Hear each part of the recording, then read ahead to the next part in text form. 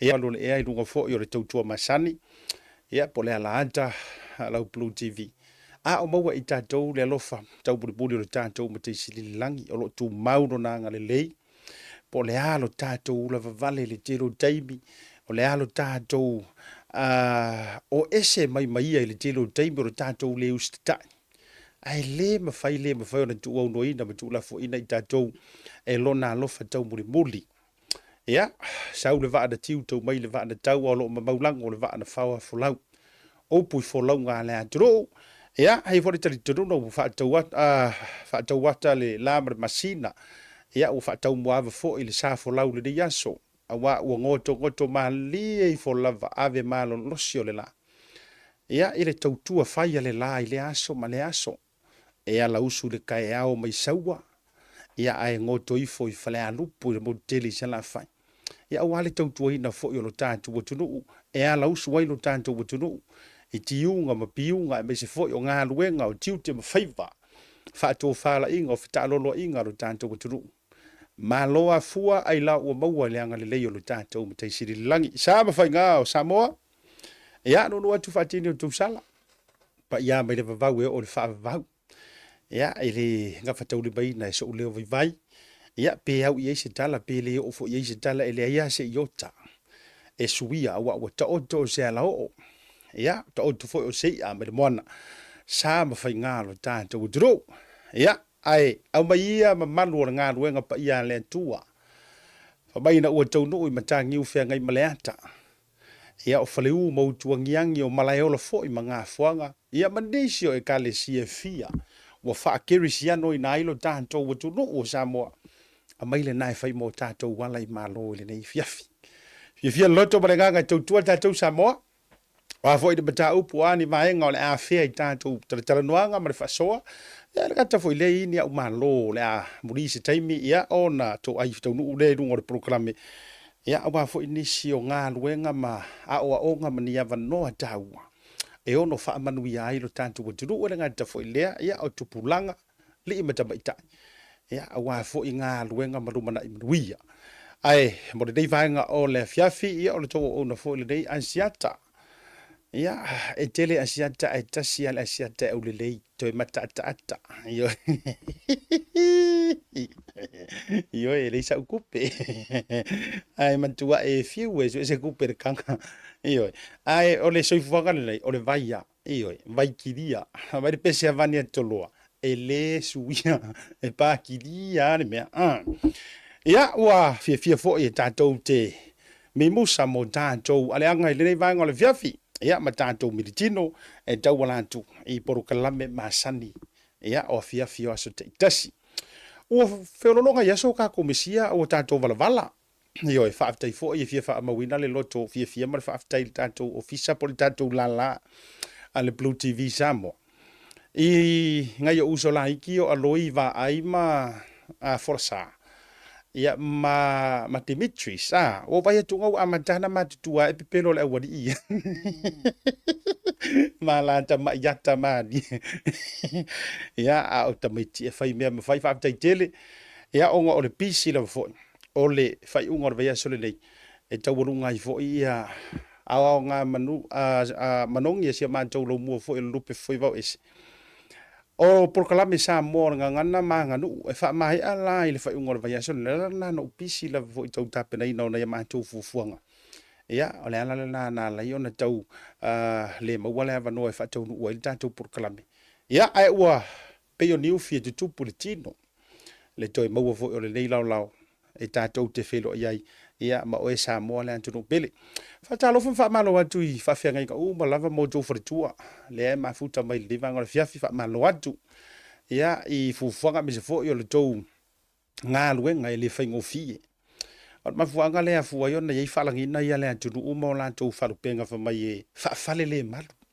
io e isi kanga kasi fa kula ukala le wa mali ia ma fa so ma stasio wo to ina le fa kasa e vi ka ko ke fa wo yo fa fenga nga o ko inga ia fa mai le ole ma fa so fa mai le sa fa le fa so asia o wo fa au nei po so tama fa au fo ile fa mai Se fai mai ka ngoi fa mangingo mai ma fa lau tele mai le winga ma ko fa nginga le le fa nga ruenga le tu fa fa le malu langa o le fa mai isi e le ka kaunga ko e fai fa nginga le langa e o le ma ko ngo fu fa le ki o ka fa le fu nga fa le yo ya mai ya sia u fa fa sia ta e fa mai isi e le ka kaunga ko e fa nginga ka ma ko ngai o ngi fa le malu wa fa mai o so la sa ku kulu fa le ka bo si o si e nga ruenga le tu ar kai mingi wa malu fa so ako e o fa ka valem tu malu o va tu la ya o le ta lo fa lau tau mawhai. Hei, ole, e lono toa tu le winga. Ale kau keri whakaro, whamalo. E lono toa tu le winga. Ma le hafuanga fo yo lea, whaato whala. Ingo, i fo e tātou te mauti no ai. E se le lono to le whaato whala inga o le tō whama le utanga atua awa. Whailangi le wholonga. Sao la tau mati matina, vaonga ngana whapenei, ai mai se fo le utu ngana le tunu.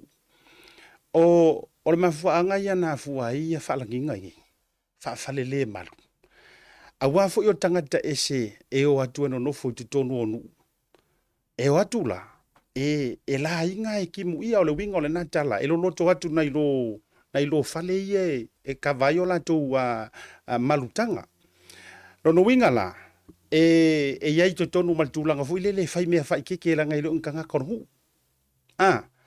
Ele o yaisa sela ko fa nga wele o yaiso la to fa sino manga e tua iai. O le mafu anga tonu le na. Pe malua la i farikio a korkingo. Ele malu lava i upu matala.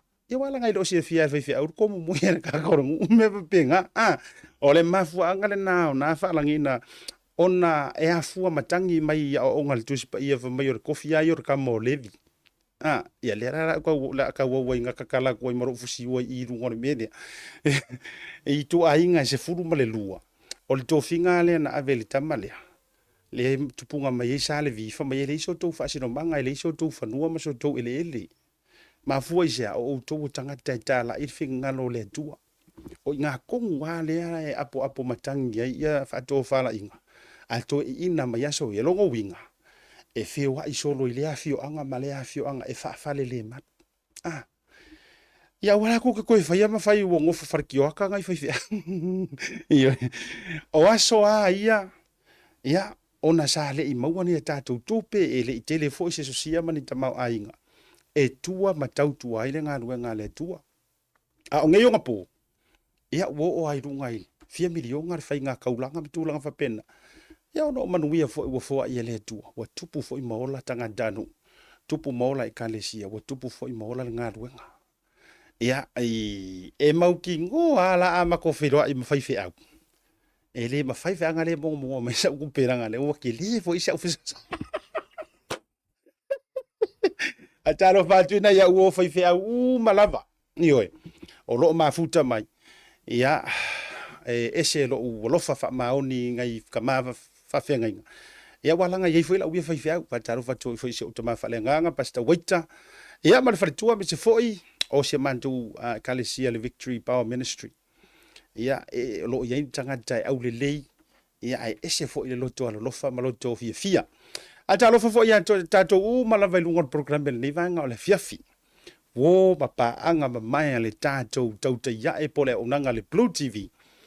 Fa malo le pale, fa malo le nga lurui. Fa malo fo ile fa to le lilo mayava. So kilo. So wa fe mo fa tata to company lang no so.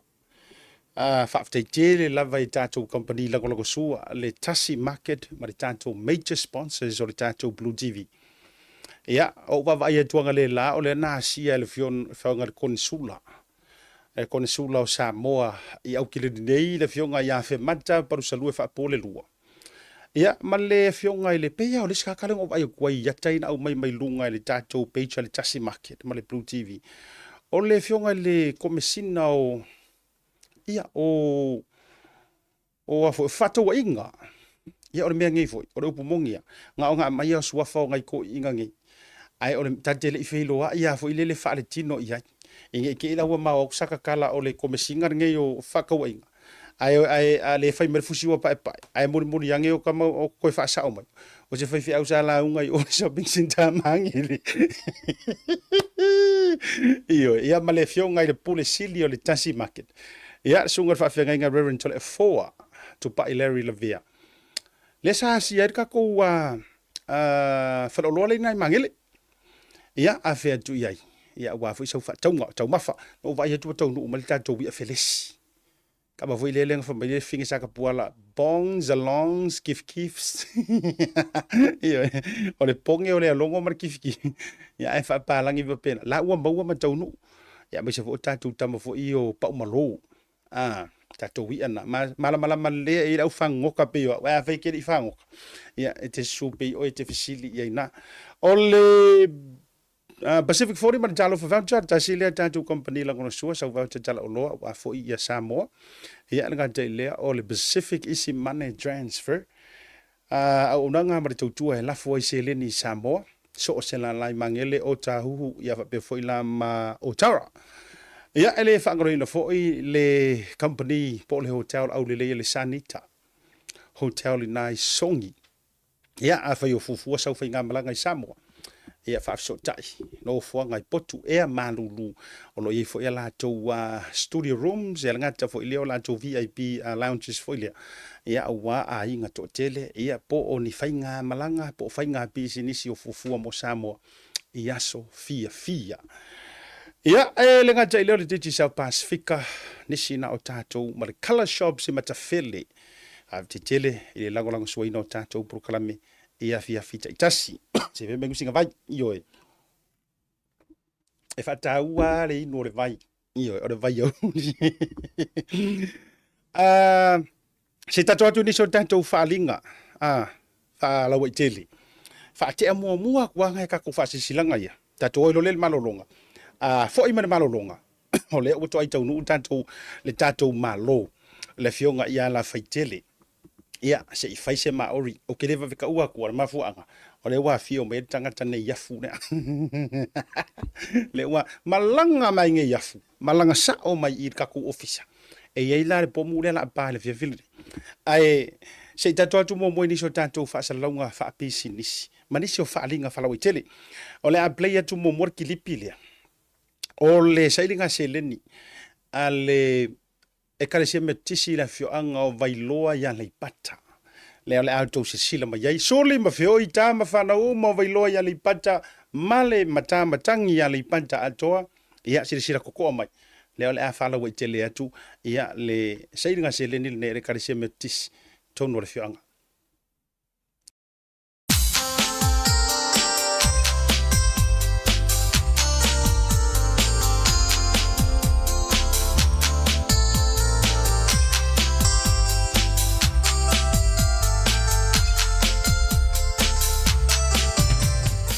le au le koe kufia le makapunga ngai le vai vao e peo le kala le vai suli le kuia kua ai mapuange ia i o mauka kapua i maulau o whikalai le anga e whainga ka o Samoa o le au mamala e leiki o lava unga sa o mali a kua iau o ngā ungu kaliola ai mua ngā upakulou le paia o le vai ula e peo le kala le whale pungawa yo pa ia so ka Samoa mai le makafa ngoi so se ia pa ia le siu fo le ala ko no ke wai malo ai valo ia i Samoa i ave o le kala le lei ulo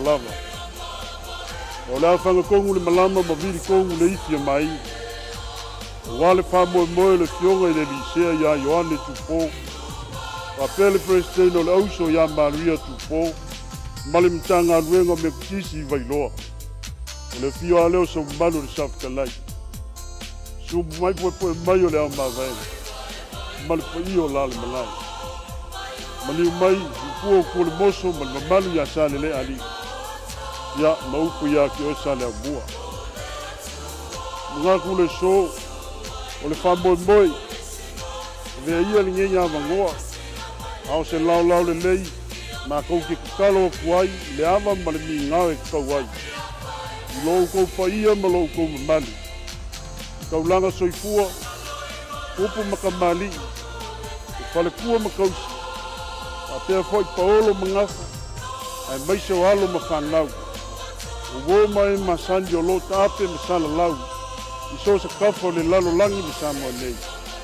Mātou alo atu malenganga whaaloalo, wha mole mole, mo mātou mo mia lau kou sosoangi. Wa awa i vai le fionga i le lisea, ia maltinao le ngā ruenga. Ai mai se foi o le mita ngā ruenga i vai loa. Le ala leo le mākou whakala le ula aku, lou kou paia ma lou kou mamanu, i sāu kou ki sosoangi. E ala i ngā ruenga koe kau whaaleleia, ma koe kau whaau mai kongo le mita ngā ruenga.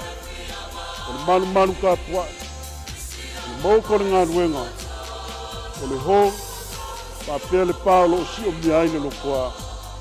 Ia kalo si ia i le lofa o le kua. Ia mori kuaku lau kou soi kua me so maku wola. I le aso lua sifuru ma le iwa o te semba. Lua o lua kodu.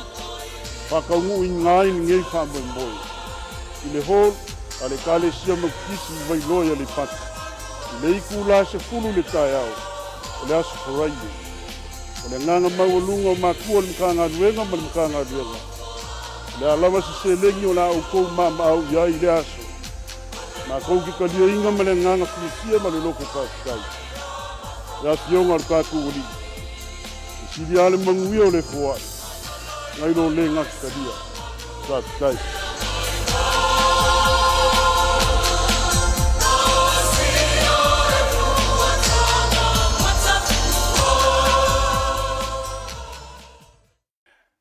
Ia, Tasi le nā tātou whaasesilanga. Le ua mawhaiona tu ina tu fo i runga i le taipa le programe. Io, o le au ngani le kalesia me tu tisi. Mai vai loa ia le ipata. Ina ia tālo sanga fo i tama whanau le fioanga ia misa fo le tu malo. Ia, ma Samoa fo i wa, o Samoa ua so toto so iwi so tino. I dūlanga fo i o tātou ngafa. Ia o mafutanga foi wananga o keiro foi esi le ko inga kelea ka kupe e lafo mai ingi vahenga fa benga ia ka wo ngai ro au so koko ar kai mi boe ngai e fiu e karo sanga le au so ivi mo so ko io a o kamanga e va ver kario o fea o ia ora pole ia o kango fo ai lava kiro por fa karikari o vai kunga wa sifo are makarela a wa sau fa fiero kai ngo wai mingi meu ka usara online wa sau fa fiero kai ngo ya ka wo ya e te wala tu fo ili ma fele mai ya ona fa wo nga fo ya a le urupo mai la to i America o le fa kai inga fa ko ya u fa mo me foi ai a o mengi so i viso ko ya o te manatu ya kala ka ki kali ai anga le ia tu fa mo o le tau fa mai aina ia o vaenga o le se le ni sa fa o ngai na fa aruina le fausi no le manu ta pua yo le tua mtulang fa pena o le isia tatou fa sisilanga fa lo witeli ia o le fa fifianga le a le tamor lo mua tamito lo mua tu mua o le aulo kapia le lo mua tu mua so sia fenga la va e fa fo mai mai la tala ne i self o kilani po o kilani nei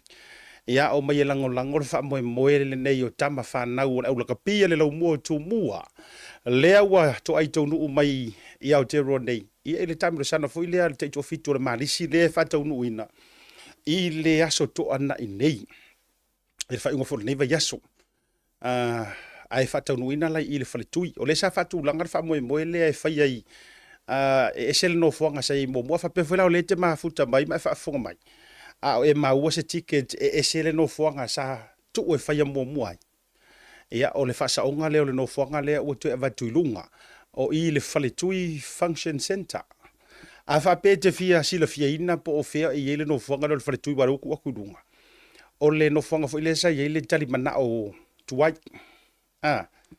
le fale fo ile le catering sa le tali manao wa le o to yaila le tali manao o suia le pulenga ya mese fo yo le ngo le fale le por mota le ile fale tui function center O ina la lela fa tau nui nai o information so ma fa matalanga o le nai lungo le tatou ticket na utu ina tu lungo le tatou screen. Ia anga le yane. Ta mai te le lo mo tu mo me le fio anga o fenga. Ia pa ia wale fio la inga wi fale ai. Ia ai fo ile fio tu tu yo nga to dele. Ia ma le bai fata ba lolo. Ia va nga tu la fale ma upu ye te o tu isa mau. Ba tu o le fale tu masanga o le lo mo fo yo tu mo. Ia anga le liane fa kausa tickets pe soso ngai fo e le malanga mai nei fo ia lo mafana a wale ta mo sanga tai to fitu e le ya ke wa le kali mai kai kofiku ia e kali mai ia ka ko so mo ngai me o ngai ka mai sa mo ia malisita to fa manatu ma le fa silanga mo tau tatu malolonga a to fa manatu atu ia le fuafuanga a le fast supporters le o to fa manatu mai ile aso to nei ile oats inai o tau da ole lua ile afiafi so ko kidok ia le na tonu lava e amata le tau le lua ile o tau rugby club kama fo ile le manga ia le stake boys falili ia da le lua ile aso to nei le fa TAUTAI A'E le fa mo le ia longo winga ke a makainga ai e fai i le lo mo tu mo i le la tau fa fifianga le po ia oni sina o tanto fa sisilanga fa lo i tele ma nisio tu langa fo i o fa linga la tato atu malolonga a foi mai fa felo i le fionga i sala faitele fale sala faitele ia i lu la faitele e wa o kausa se ku e wala ngor ko malo nga fanga o mga vaya sala faitele e uso ala sala faitele mala faitele pe mai ia le tato fa sala fa PacificEzy nei.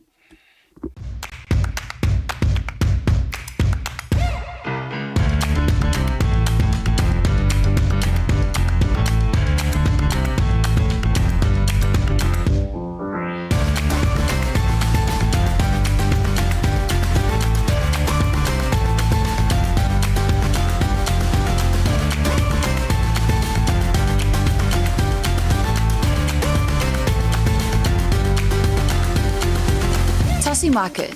With 3 locations around Auckland, you can get fresh produce from farm straight to your table.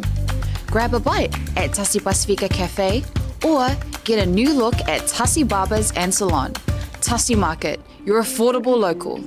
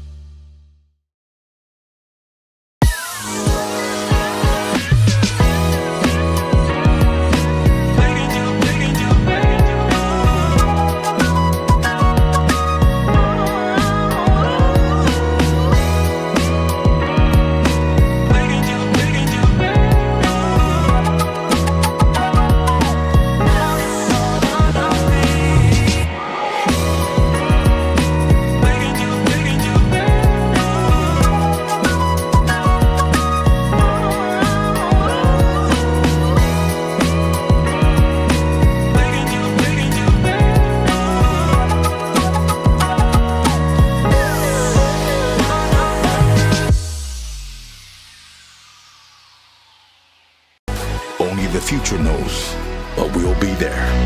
Journey together with Digicel.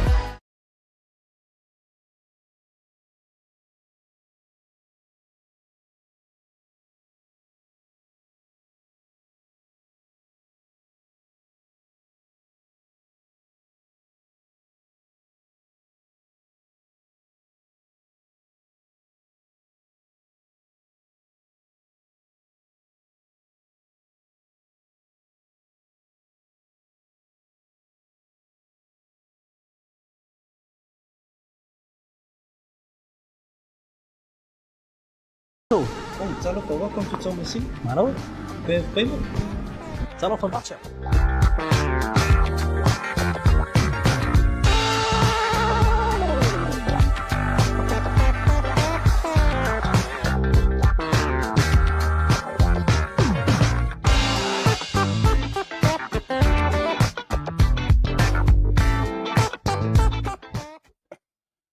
Te melo wati le o lua se fulu malaiva miru tele o te daily tu la lima i le tau tua whaua wala Blue TV a mesel program o le tau te iai.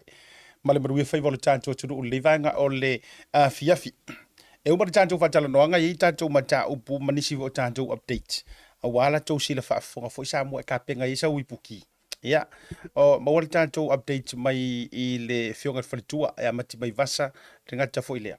O le tātou update mai tūlanga fo i lele o le legal team ia mana update o le tūlanga ni mata upu i le sunga Sam a ngata fo i o le tātou eskengi mai au se tā lia. Au te fia whailo atu. O le ua mawan mafso ta inga matangata au le leile mai le whionga nge iafu mo teli salafai. Ia a o le ua filifilia e le company ia male au nanga fo i le fono i le lato wa fata ua po le lato wa matata ese tau le kamuta o whaingoina o le Oceania Career Academy po le OCA. Ia e avea le afionga ia la faitele o tamo le motu. E whai maso upu ma whaatonu fo i o le prokalame i le mo i lantou le ngana Samoa po tatu tama whanau fo i Samoa. O te fia la, e whailo atu ma whaafeilo ai. Ia i le fionga ia la faitele, ia po le fionga fo le matua ia tau ili. E lua kamanga kauinga mai ia kaua au ma papa. O le tamo tupai. Ma tamo tau ili. Pakaro vakuari ila ufionga ila faitele lunga ta proklame ne vanga fiafi. Patalo fatu lau fionga siata, malo soi fu manuia, malo fata wata e nei tula le fiafi. Atala fatu fo ile paia male malo si o tatu atunu i au kina nei apo sa mo fo iso se vai ngala vo nei kolope fa malo la soi fu manuia fa malo ta pa talo mo mato nei fa na tamo tatu atunu. Mai se fo ina i matua o tu permi pangal wala o tu tapo inga yalu whanau ia a maloso i fua manuia whaftai la blau fionga siat. La faitele. O luke vai kore ko mengi mai kanga kaya kia au mawhisiri mai. Se i whawhisiri a kwa ia la faitele peiso na pito siamani. Po songa piko Lucia. O mai pe wo koe vai ka kare sau lea ka vo ile Lucia vo ile o mai maventem vo ile ai le alo falanga ofisiri la au mai no wa o te lo fam fa lo ngia mana tu fina ngalo si au mai moa. Ia le pela lo karipe ia pe ia te so tanga fa Lucia ma siamani lo. Aftai amul whafsi, aftai fo ile si sila mai fo, ma fo mai fo pa yo la tulu. Ia ole mato grandmother o mai la stawas mai ngai lano. Ia al mato tu fo mato china ia fo pito la fo pico sanga ia. Sa o ala de io. Ole kat kong pa fo fa mali ngo ko finga o fo so mat whafsi mai fo mat ko mek. Ia, ala nga isi ka kai fa pe mai ayo la ingo o fini, ai fa pe la ingo fo ile ro show fa tu. Ai le ai la wa elise me la ka so oi fo la ingo ka mek. Ai yo le. Ai dai. Vi era kan leo le tu ole o fa yo na ta fe lo. Ia, ole se fa isa fa metalanga. Ile fa ta o lo ave ia le fa mua ale Oceania Career Academy me se fo le fono. E tu sa i lava ona i alo mawhanau Pasifika, mai se tātou sa mua tūlanga o le whakamuta lau fionga. Ole e lua ia courses le whaatino o tausangei le Oceania o le whakamuta ma le health and well-being. O le course le health and well-being e whaka amaka le umare a te sema o se tausanga mo ne pa tai mo fo nei wa wai fo 11 no le course a le whakamuta la i le taimi nei o le level 2 ma le level 3 ia o le tausanga fo pe aulia o la amata ili si course o le valley po ma le plasta ia la whakapopoi fo ila ma le level 4 o le whakamuta ia ma le level 3 and 4 mo le health and well-being. Ma lo whaafitai. O e totongi ia e totongi ngi pili ngi ku inga courses fa mole la vaitele mole mamalu lau tele o le tātou o tunu i o lantou silafia e mawhainga kongi pe ingi ngai mea alofa mas fa mama avenga mo tamu whanau O le mea alofa ta ua le wa fa manui ai le neia onga o CA e ala le fsoswani mai o le fono pe o le fono trust o le matai lalo le fa malu o le fono trust le awala mai ai ia fansia e awa ia le ranina pe whaatinoina o courses ia mo alma whanau. Ai mai sea ia alma whanau o le tatu atunu o Samoa. Ia ai mai se fo ia so le Pasifika ma Maoli. E leila se toni o vaenga i o courses ia e kava uma lava ia la to ia le nganga le ma fan ia ranina ia courses ia.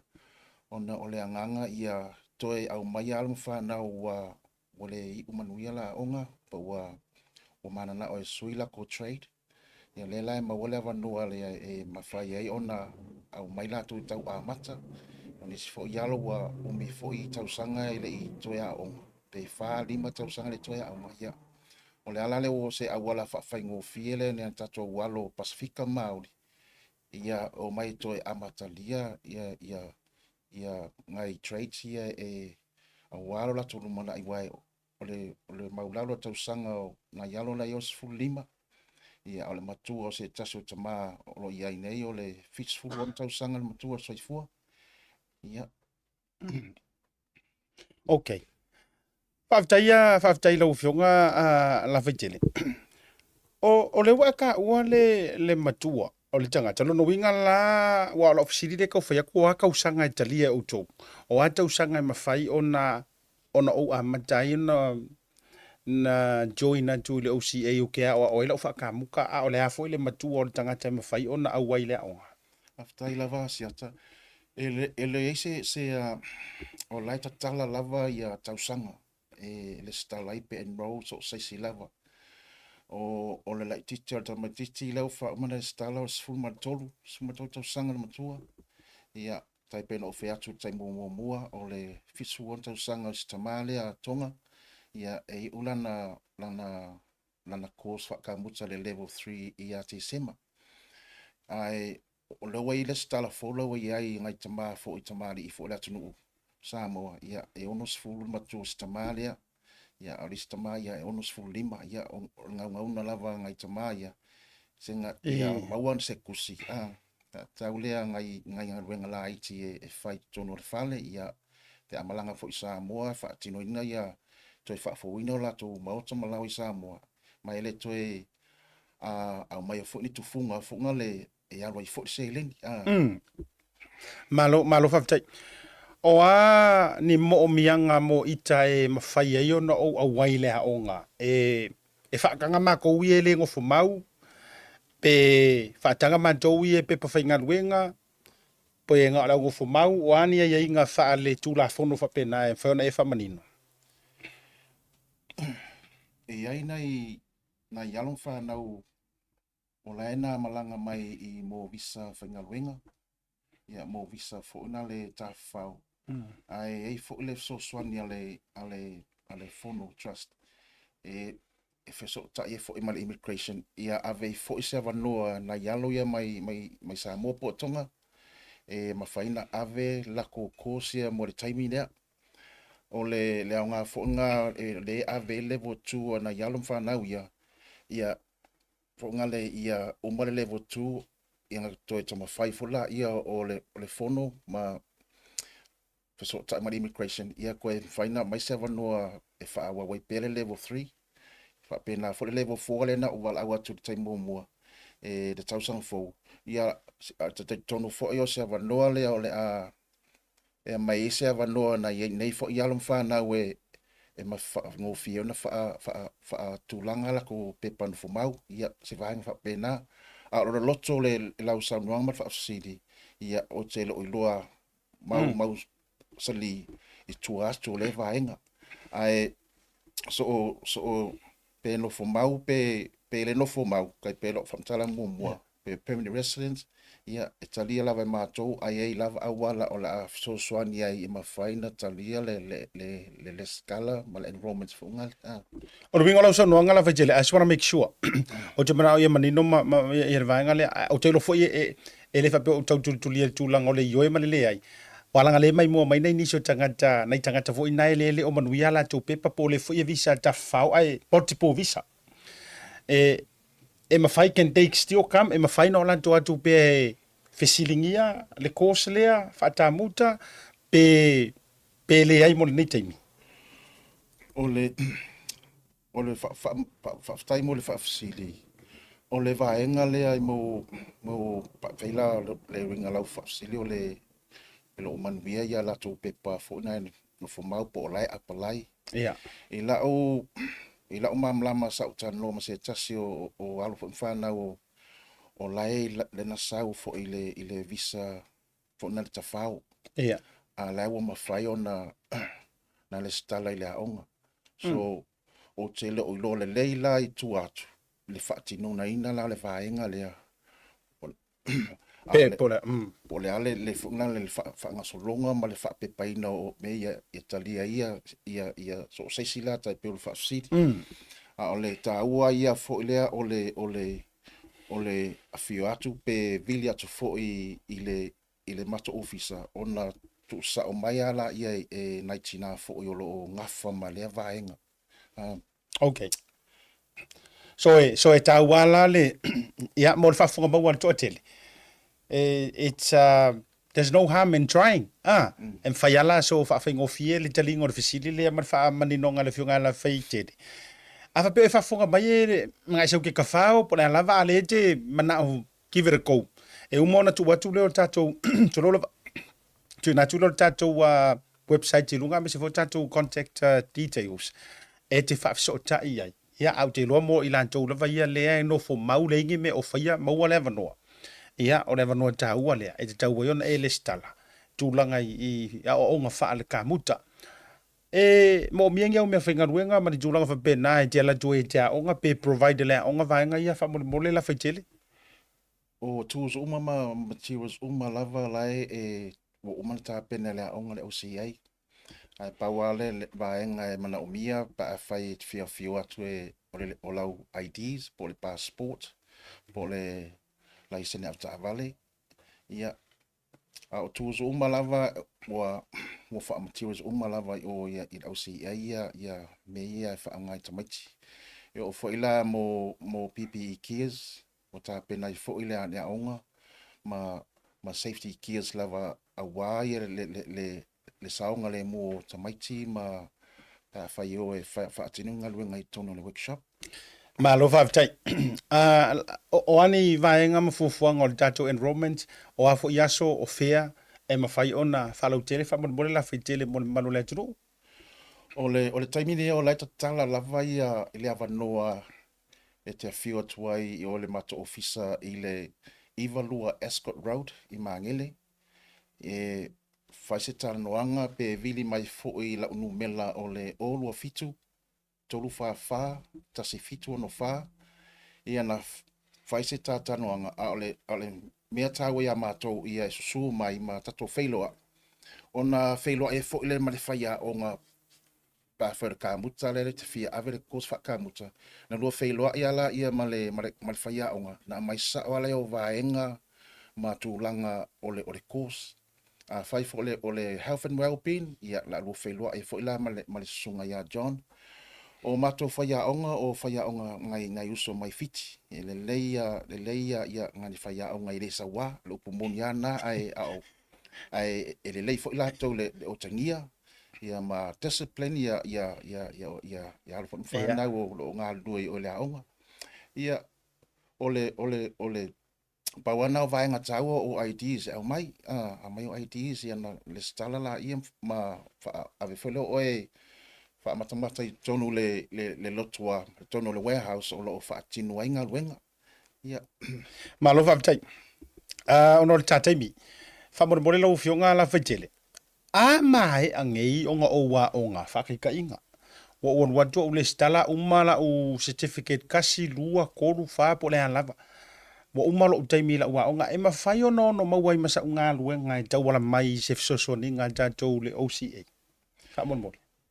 e ia le fsoso ni ale a mātou le Oceania e lakto fsoso ta inga maniso company a mai ale le level 3 ia na apalaila ia le I kampania mo le apprenticeship e fa wa a mawala no I kampania fa apprenticeship ya ngawa fa tino ina lo level 4 a fai fo e te mana o lava fa wa le level 4 I o le OCA te le lava no a fa we mana o lava pe wa mawa fo I se sota inga o le students lea ma CC company mo le apprenticeship ia e longo lava ia le OCA ma whaatara noa ai.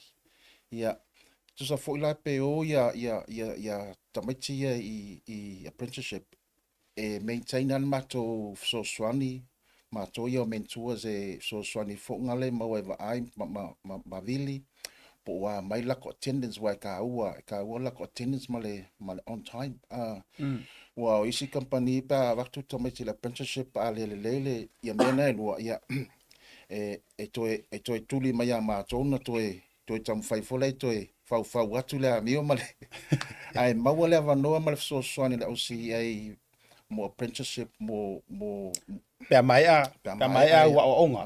Rono winga la ole vanoa leu a ta ua, that's an employment opportunity. E ke ala kua ia kuri lau apprenticeship, a uma e a wa ku maua ia, malua ia, ma fasolo solo kua i runga tu mau, ole vanoa na. ia ole alava. Malo fa tanga ta mai tai. Ia ole ia e whaatanga ia te matai a mai se fo ia tupulanga talavau a mai se fo i nai tina e nai tina tonga la iai ia ngai te maa fo i fo nele a tonga la iai tai pena o whai atu te mua e tatala lava ia le matua le soifua o tamaiti a mai se fo i tamama tina o le tato atunu ia so o seisi lava o tamaitai o tamaiti ia o lai ka kala lava mana ia tele mana ia suinga tele o la ofisiri muri ona vatu do leva no e te fa mai a mai sau noanga e maua se fiso soninga mo mantou ia le tautala fa peritania le ingidisi wa ke lo o le ke le au sa mala ma ai ai ka uma ka kupa le ingidisi ia wala ko tatu fa pena fa pi e ke ra ku fa ia ngangu o fa ngo fare o mar fa ngo ai e mo sa ma venga mo mantou ia e maua lewa no wa whaafutai i le OCA i leua wa isa Samoa tai pei o lok tangata. Ua ole e lua lava mea tāua i pēr whai whakamuta. E lua mea tāua e tāua le literacy ma le numeracy. O le literacy e le leilau whai tau, le leilau tustusi. A le numeracy ia e le leilau whai ngumela. Ua a whakamuta a mai le plan. Ia mo writings la ia i le ingirisi i mawhaino mela la ia le leila le ia mena e lua ia nai tamaiti e vai le ingirisi a le leile numeracy la ngai tamaiti Samoa wana to whai a na yalo fo imwhanau Samoa la ia o te so swani fo la ia nai tamaiti ia uka tau Samoa i le anganga fo mata muli o te whaatau sanga ngai whanau ia awan mata muli wai le mau saupoto ia o le fasili lava o le ngaluenga ngā mātou o le mentors e support mafsosoani ngā iano whanau o le tatu atunu o lo vai ia e maua le avanoa e ele mātou no sosoani i vaenga e lua o le numeracy ma literacy Malo fa tai la fotu la no le lo fionga la faitele ia e te sau no ai ni so vaenga e tau na fea ia ma fa mai ai ia le ta fa tala no ngai te mo le fefa mo aftai lava la fionga siat o le e te lele sosoani a le OCA e iei le financial support e iei sosoani me tau me ai mone a inga vai e sosoani fo i mātou na yalon whanau o loo po e pasi ia e sosoani le top up ina o lato hop card e fo sosoani a mātou na yalo ia whanau e maita avale ia sosoani fo i pensini ma le fautua foi ai ele sau yaso umba e fua ma tole le sele ni ave e pace na yaso ye fale sa wa tava wo isto mai ti ava tu fa tu multa vale ana fera do ile verso ato o le sima to onanga so ni i nai tamaiti a onga o mana o misa counseling wa o tele na nisi yalo fa na o lo yele onga e mai nei ainga vai to le o mau popo le mau tu ma le ainga fo in mato swani counseling refer la mato students here i le fono trust wa counseling o le fono mato le se counseling i mato o le mato nga luenga la te lo time ko se make mentors ko counseling the same time ai wa le ase sing ko social worker for isi ai o le mato au nanga nga funga le fa la lo tamaiti ia male service le mato en faina picking ko drop kam ia tamaiti au nei I lato ainga. Aure nei tu la siata lau fionga mole tawale nganga whaafitai. Lau fionga mole fo whaafitai le pulenga o le Blue TV. Whaafitai mo nei av noa wa au le maua e au si ai. Ia le ua maua nea wa noa tato te whailoa ai. Ia mole fo whaafitai le paia o se o tato atunu o Samoa. Ia la o tau sisila ma la o tau whaafonga mai foi. Ia a whai fo ua sasi se whamtalanga pa ua ese leo ua mauruma. Ia mai le ufo na le e poso al tau taia sera na tu Tasi e fo ile, sau noanga. Whaamanuia i tato tine amta ma fo i lo tapo ia mai ia nei tu la fiafi. Whaamanuia fo ile tu e lau fionga siata ma pulenga al Blue TV. Ia se mato tala tu ia lo fangia le tua tu i taima nei yaso. Nei vai yaso. Ia tasi pele tu mo tato uma. Ia soifua mai nuia. Ma lo whaafitai lo fionga la whaitele. After fo yo lewa e whaamani no maui ili maua le tūlanga i fsozoninga tau se leni allowances maua tūlanga tau mafa mo moli le taavale piki le taavale ka e le lau maua nei tu ai ngā au nanga whapene iyo ai ka kere whakofa e rau kala maria wo mangkua ngai disi au kamanga ka sau mai Samoa sau lai le lide ka muka sau pe au se si o ko mai ngai yafu sau ror kamalo sau na pero fa ka muka la pa pe sili aku ia si o nga anko ngai fo mengi ile fletcha ola ku la ngol sama la e loe o me mai ai mo kwa le leia fa ku loe male ale fel palang lai la ngai ngangu e ke iwe la ku fel palang fai fa mole se e mai le jigsaw male fomika na no mara kamane walu la mar kamano la kwa kamano excuse me wa ngalo mar kamano ma le fa pare excuse me can you ke po mar palangi fa mai can you pass the jigsaw ku wa ya ka mang ku ngalo fa palangi fomika mai enta palangi ngai lai fly lai on la idi what mai enta pa fau ma bala au ora le formica and formicas please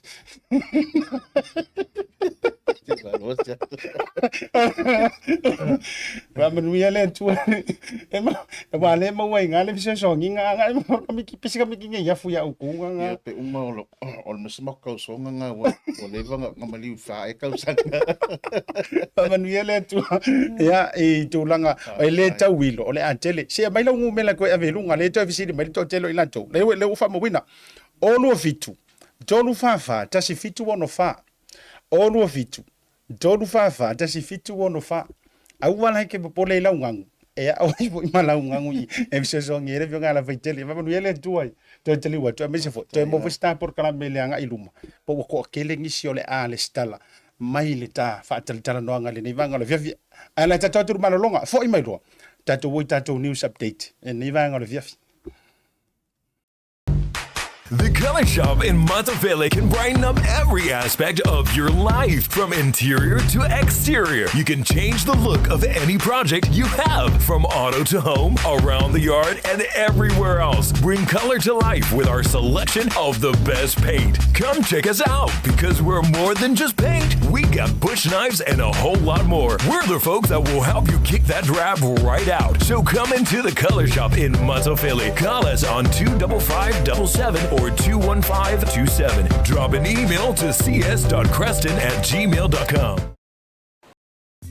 E fia le PacificEzy e whaelo atu lana whapitoa e whase fulu whaelonga tupe tai lua se lau tala ako sau nia mo le masina a toa November. E se fulu whaelonga e se ina i aso toa na i o vai aso te tasi. Awane ngalo on download ma whao ngale PacificEzy app i lau telefoni whawai. Ma lafo ai au tupe whamomoni e au no ma sau joe taua wheo se ofisa pe tau sa ili fo se lala. E whasa o ina ilo teimi ai maise o taua tale penisini. Olo wha ngā soro whapitoa e nao le lima tala te tongi pe a whao ngā ina le PacificEzy app. Ai olo ava no pele direct transfer mo au tupe whamomoni e whao ngā ina le telefoni. Ai ngā whapitoa. Mo disa whamtalanga bala au le telefoni o Valsalau o Tasi Ono po telefoni masani au kilani o le lua fitu ono fitu iwa fitu wha po le lua fitu ono fitu iwa varu wha. PacificEzy o laupa anga mo tupe whamomoni Samoa. Unites us. It is etched deep into our DNA. We stay connected. Maletino, Polevia. Ia wa kasi la lea fa makua matua faiva. Ma le falfala inga san malama. Ma ka kua vai ka kau Samoa. O le vaaia. O le vaaia e muri ngei a fua mika. Se le ngai me e wi ngai o kou karie. A wa wi o le sa o le fa palanginga nga ska mikiki nga kango fa palangi e fua mika. Ai ma le tua foi la tatou bi Samoa. E le lei le mafaufau le lei tūlanga o malava. Ai e o mai lai ngei. O lo fo kuanga fo ile e a fuai no fai atu e au ngā leo e toi ave pepa ma o ngai tūlanga ka muta. Le anga yeile si ka muka e makuasi poki ar kui fau. Ai oki le me ka o le reading o le plan. Malango o masangi e fo ke ro e anga ule filifili ke sa we. O ke fa sala lau mo lango au lai kau fenga ka o le mele o le e kau ki ngar kwa o le mele kiro e kau woki le mele kiro fa pe ngai dunga ai me serane mo kai me ku e fa alo ma me anga ule au ka kamanga o le fai kau plan o le fai kau waka markusi yaka re ia fai kau ngorek wai o vaenga ia o ma te tu ina ma fa so mai fo ia o kamamuka pe o ka mo Simon sa se alo maloa se alo maloa ko ile ke ala ko ele leila o kamuka io se fo lo wala ku e ke le roa fai kau le plan wala ngo ngeila e mo o mia lo mala mai le plan fai e nga duenga e ke le ala ku fa pe mai e ke le ala ku fa pe mai ele ainga o ke manga o fa vivi ma ko fare o ele ia me fa ia tu lang fa pena o ia a daro fa tu to tele o to ma futa mai le fiafi o vai a ko le diska ka le fa mai o le o ke ma fuka kui o le te ma futa tu Jerusalem faith mika ia a fa pe mo I faith ia o te ia fa talo fa tu pa fa pe o Jerusalem mo ile ke ai fa pe o Jerusalem mai tala tu o pap toi mai ile a walanga ka o Jerusalem street ya fa talo fa pe o la tu fa ma futa mai fo fela va se ta forke lope ma lo lava lo sa le vanga o le afiafi o le anto mo antu na tatu talo toto le vanga o le afiafi ile fa vela fo ile tupu mai e nai melpone la i le vaenga fo ile pitonu o nia Mansfield lea na tupu mai le matanga o le dei fo i vai asu ia tau tilo tu lava pe to develop mai se update o le tūlanga I le whaalvelave matuia le sa ma weri soifu o nai tama Samoa ia po alo fo o le aturu e to whale tau te sirisila mai ai o le la ua ua fo i o la tau suafa ma o le uke whaia kunga I share solo mai e to tele lunga so le e lava fo I nisi e tau ai ngā tu fo I ai io o le uke tau whaia tu ai fo I nisi e tau toto ma tau sootanga paolo fo I mangafa o le uke tau whaia tu ai la ia inisi o tau ai ngā mai I sa vai o le la tau te au mai e runga wha mai senga o se tasi fo I o atali I ato e ili to wha o ila jone to wha o le sunga David ngā solonga ale sanga ane te lea a pera amo ta pelu ma le sunga Derek a mauta peleti o suafa ia o nei uso fo ine e tala voule si au to tolu o le uta fai tau atu e tasi ale tangata e tau matua a e pi e to tolu le wali I around le 20th ele lua se fulu mon tupo la tu sanga ta itala votele ya o ila tu la ia le ua mai maula tu soifu no le nei fa la lave mai ile development o le tala le nei a sona nafi new sole sona nafi o le ana li potia mai ai I se fa matalanga mai le official leo o le mai ai o se fia ia po le alava se sa fa tau no ina I se moto foi po se falo se tasi o tau ainga o se tasi o li ia ma fo ia I loa le ta vale e ia ile tari tonu o leo o le ta ua lava fa pe sa tango fia e nei awali I po nisi fo ila tou ia le ava malosi tūlanga fo I o le o le pia matulang whapena, whaasua ava. Ia o ripoti lava ia le au mai le tau muli e fo i tātou. Ia, ele mau e ele mo statu so ta inga tu mastasi o ainga tau ainga le sa fai tonu ia le fia le na wa ia nei uso fo i por fana. Ia a o le report lava ia le tau muli ta ia ile to te le fo fa sala lau. Ia a fa pe mai ele tu langa o le alcohol involved. Ai o le ki fai ku o le ta vale. O le lava ele o mautu pe o le over sawa sawa. Ia po o se manu fo va tur fa fonga le tru ken ka lu fo ngai le tele na kolosi ona e fa mawina o le vai panoa le po si vai mele le sa tupu ye fa le lave ia o se o nga ele po se mangala e mawalunga le tulanga o fa le lave fa fo se e tupu e tawala mai mene yo o ken ka lu e kolosi fa fo se pe ta mo e metau fituli e to tonu ole au tele. Aya makifa ilo itua le ta vale ma fa feto ai male la au. Ai kupu ai male kala lior ka vale. O va enga la yes e la bolunga wai po fia lava ka ko ke tuli ai le aunga. Ele ai se si mo lia ile tu langa ona ele o ai se si tangata na feto ai sana ta vale ma ta vale le. E na o le ta vale lava le na tupu ma ye fa le tonu.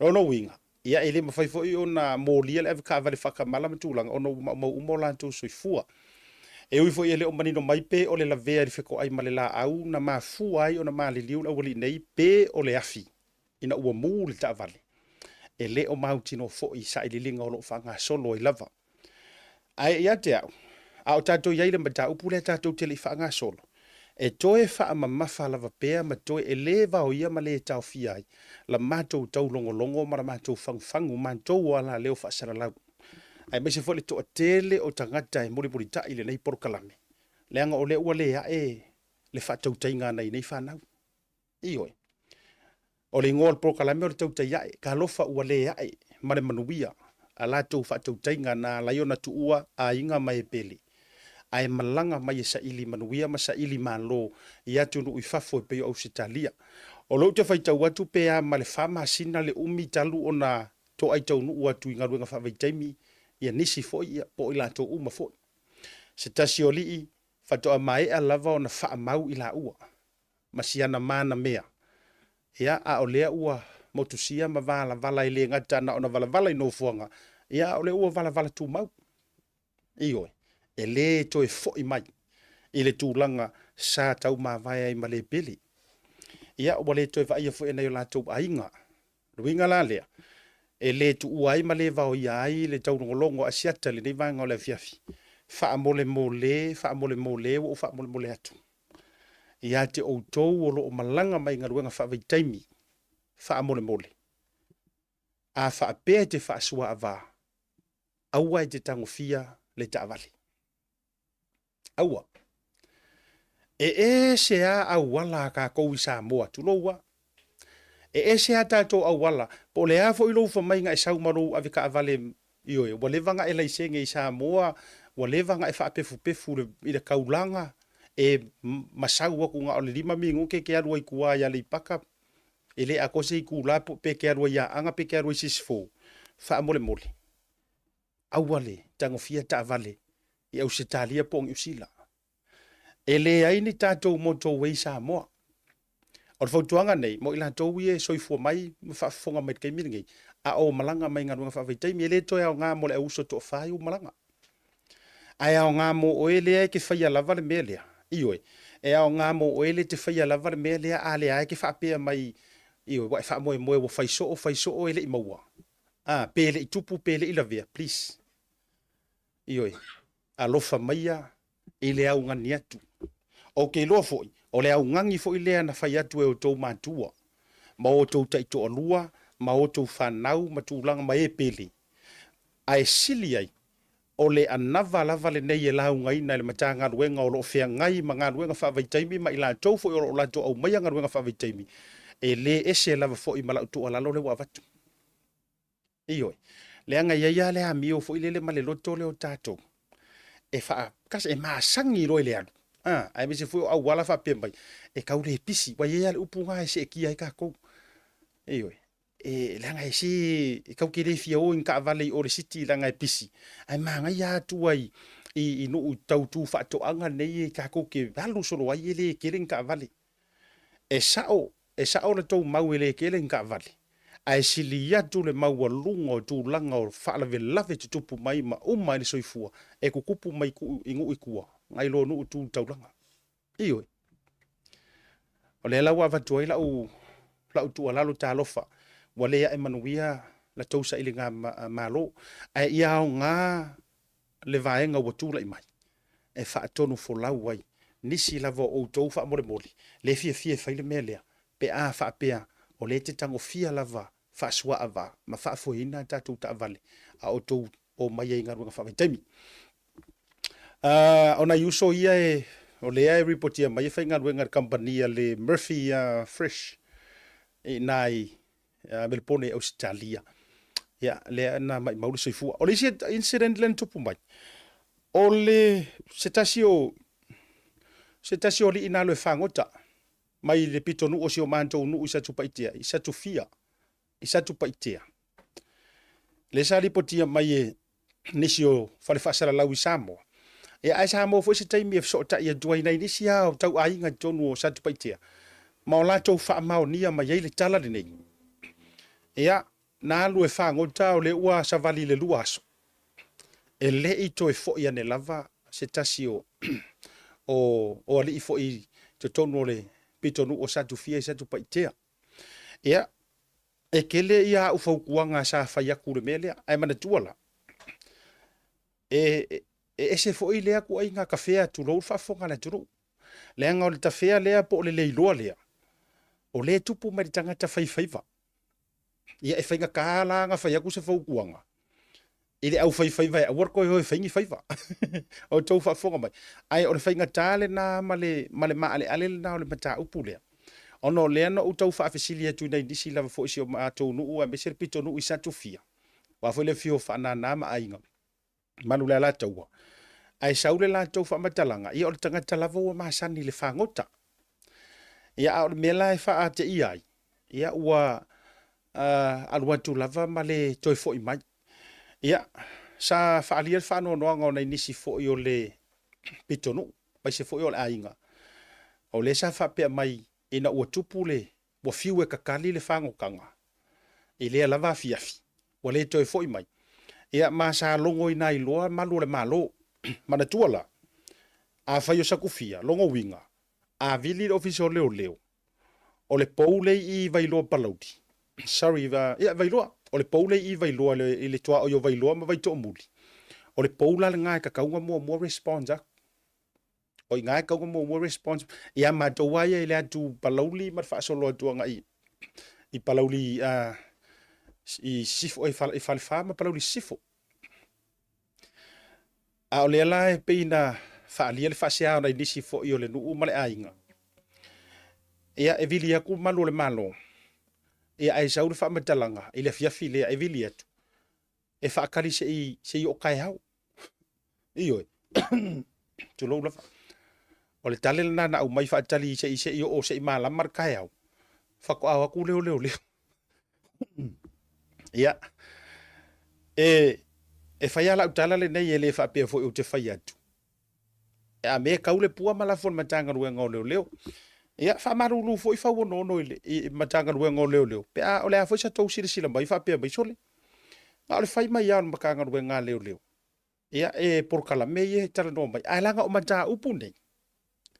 O mata upu le ala vai a fia I le matanga ruenga o tala nei na o mai fo I le. Iyo. Na inisi fo ina reportia mai ma fso ta ia doirang o ma ko ngoi lo uma o le to tele fo yo sia matu. O kala la nga. Sa fso ta ia tu ia le matanga ruenga o leo. Ia ai sau le kali. O pongi sa. Whainga kāanga, whaia nganga ruenga kai minga I o le pō. Ia e whaakari se isu e kai hau. O mātou ia ni usila. Ai a whapea fo ila e whai mao ngā re vaenga lea. Ia walanga e whaitau isi esi ai. O lea sou whina ngalo o ele te mai mua mai. Ai maisia o ele te mai mua mai sa moa. Walanga o te whai atu mata upule nei. e agree uma lava pe io e uma lava kangaka Samoa le au mau ia tunu i fafo. E se le response leo leo. Yes. O tau mana tua mai e ila upur kalame o le kausanga renga kia. Le ala wo mana tua. Mali e ia. Sa au fa soa ai. Ile ingi kia fo ile lenga malemo i ruma kua matou. Malemo tonu ai o i no kaua. Le masani se masani na lusia o fai au fa ngotai ave dia ua le alua ngai o i poke koe ma fa solo toi le mata fanga wayuku. Wayuku. Ma le mokongu wale ioe. Lata kirisi masi o le tausanga le na tia nei. Mau ke whango ngoka kua karma ko oferunga o le mata fanga. Ai fai aku ale mo le meo le masingi fo ile le pese masingi whangoka pese shark fo ile le. Le kelo le makau. Ela fai ale masingi le ala ingi kia le ai mato au tafa pea ma le se furumika kuarma mato. E alu ala le masingi ngai kai. Ma koso fa ya le meo le makau fo ile le se le loi ma te le. O le tatafe yo le naso. Ale mau te tata oferunga o le matafanga. Ai la le me pese pese ava e vivili maianga i kokongu. E fai ala maka i fo ngalu le masingi whangoka le inkia lea. Ka e anga i kokongu le ava. Ia mo e akurka malo le tauto e tutu i au tafa. O le mea na tupu e le no ufa i tu le mea lea. O le whaalua ngā lifo le masingi lea nga i le ava le vivili mai. Ngā la koe maraka malo lea se e malonga vai pa ua i lalo. E le ilo a au. Iyo, e le ilo a au. O le lai mau te tā ofe atu i le si tu ma matou tu jilo tiana mea lai fai whapea matou. O lai tau ala he o ngianga whika lai fai mare matou vai fai le tunga. Matou ma desi auri ko kuru le anga makua ko se makua kalesi. E lai wa malemo mai e le ilo a au. Matou tau ma fai atu iai a ua vivili ale mea ma avatu i tai. E ngā langa o whai akua mea lea. A ua maru le fia fila apongisa. La apongisa. E tupu tonu ale vaenga lea le taimi lea o le po se me o le aforfitu le fiafi le sama po le laka le valu. Ia ma lemo loa ua makua maa ngoko ka maa loa fiu esu. Ma jo vilia mai loa leo. Vilia ma ka umai. Ele ia koa se furu minguke. Ai wha pepepepe a kule helikopter fo ile le langu ruli fo ile le leo. Wha pepepe a kuirunga i waiuku. Ai sira fiel totele. Le 11 na lua jul helikopter nga ai fa pepe aku mal helikopter fo ile le Westpac. Le o e fa ile rescue fo ile. Iyo o le fe ei ako ka vale leo le taimile. So e ia e pongisa tau mo fa ile so enga si. Ele imanuia ile so le. Ia ai na fato a call off ko kiki lima i tu la o fa wo so enga. Fato a ko call off ina wala tali level po. Fato a to e matali si so enga ile taya. Maua i lolo ni tino. Ma fuonga o whaasoa aku ngai me. A tonu e au ngā mora matanga ruenga o leo. Ai a tonu fo i au ngā e whaatupu manatu. Mō le whai ngā malo. Ai meisora fionga ni mengi skao leo. Ma le wha. Ioi. A wālanga leo tofu a matele i tu malo wa iai pou ia leo. Ia au na mele ka ke mai kaua fia leo mai e whakuku ka avale lunga le awarkele. Ai se a uva ai se ofisa o leo. O ku waingi va apa uvo ie. Ia. O yaingi va apa o yaingi ni fango moulu. O va henga he ono tā pena walanga o afio anga lea e ku wai ofisa o leo nge. E tu ai le ngā taifale. E le ngā ole awala kele le whaala velave. E te tau foi ona wha tā pena. Mai iai foi ni leo. E iai o la tau wanga va amato mai. Ile suenga o kangaka ka fea. Kaunga yengi kako leo ele leile moudu. Kaunga yengi a kako leo. Walanga ele tau tulia mai uporu le ofisa autu. Ele mawhai fo ilanga respond mai fua uporu ya. Ia po o, tua sivi. Ele kau whaapea fo ila a whaapea whako whako i fuinka ko helikopter le ai. Ai a whaapea or ko ai ngā kari lea le ngā kari mai ai. E mo o mia mai le fiso soangi. E mo mia merso soangi ai saura kari se ia udia kaya. Ola. Ia, na ona tu fa pena e wila ilea. Ile au nanga fo ia malo o le ala na moli mawina fa pe o le sa fa to a usu tu le tai au pea. E o mai le taimi le nei le whainga o le prokalame sa au toi fiso tai atu lava i satu pa itia i satu fia. O fiu tau mawhai e fiso tai le to alua o si tamasia ua le o toi maua mai le ae tau sa ili. Ma ua fo i whaile whanau a sia fo i tamali i po sia fo i uso. No tau mawhai lai fiso tai atu. Le whaina mai le numera. Ia peita ia le imanuia e o mai le taimi na whai ai le whaatau nua le tātou prokalame le fiafi. Ya atono e toe maua se tatou update le lei pat na paule vaenga na o mauti noa ma maua mai. Ele maua mai lava.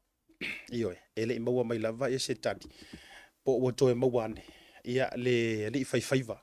Lea ua savali le lua so ele i toe fo i mai lava talu o na alula na whangotanga.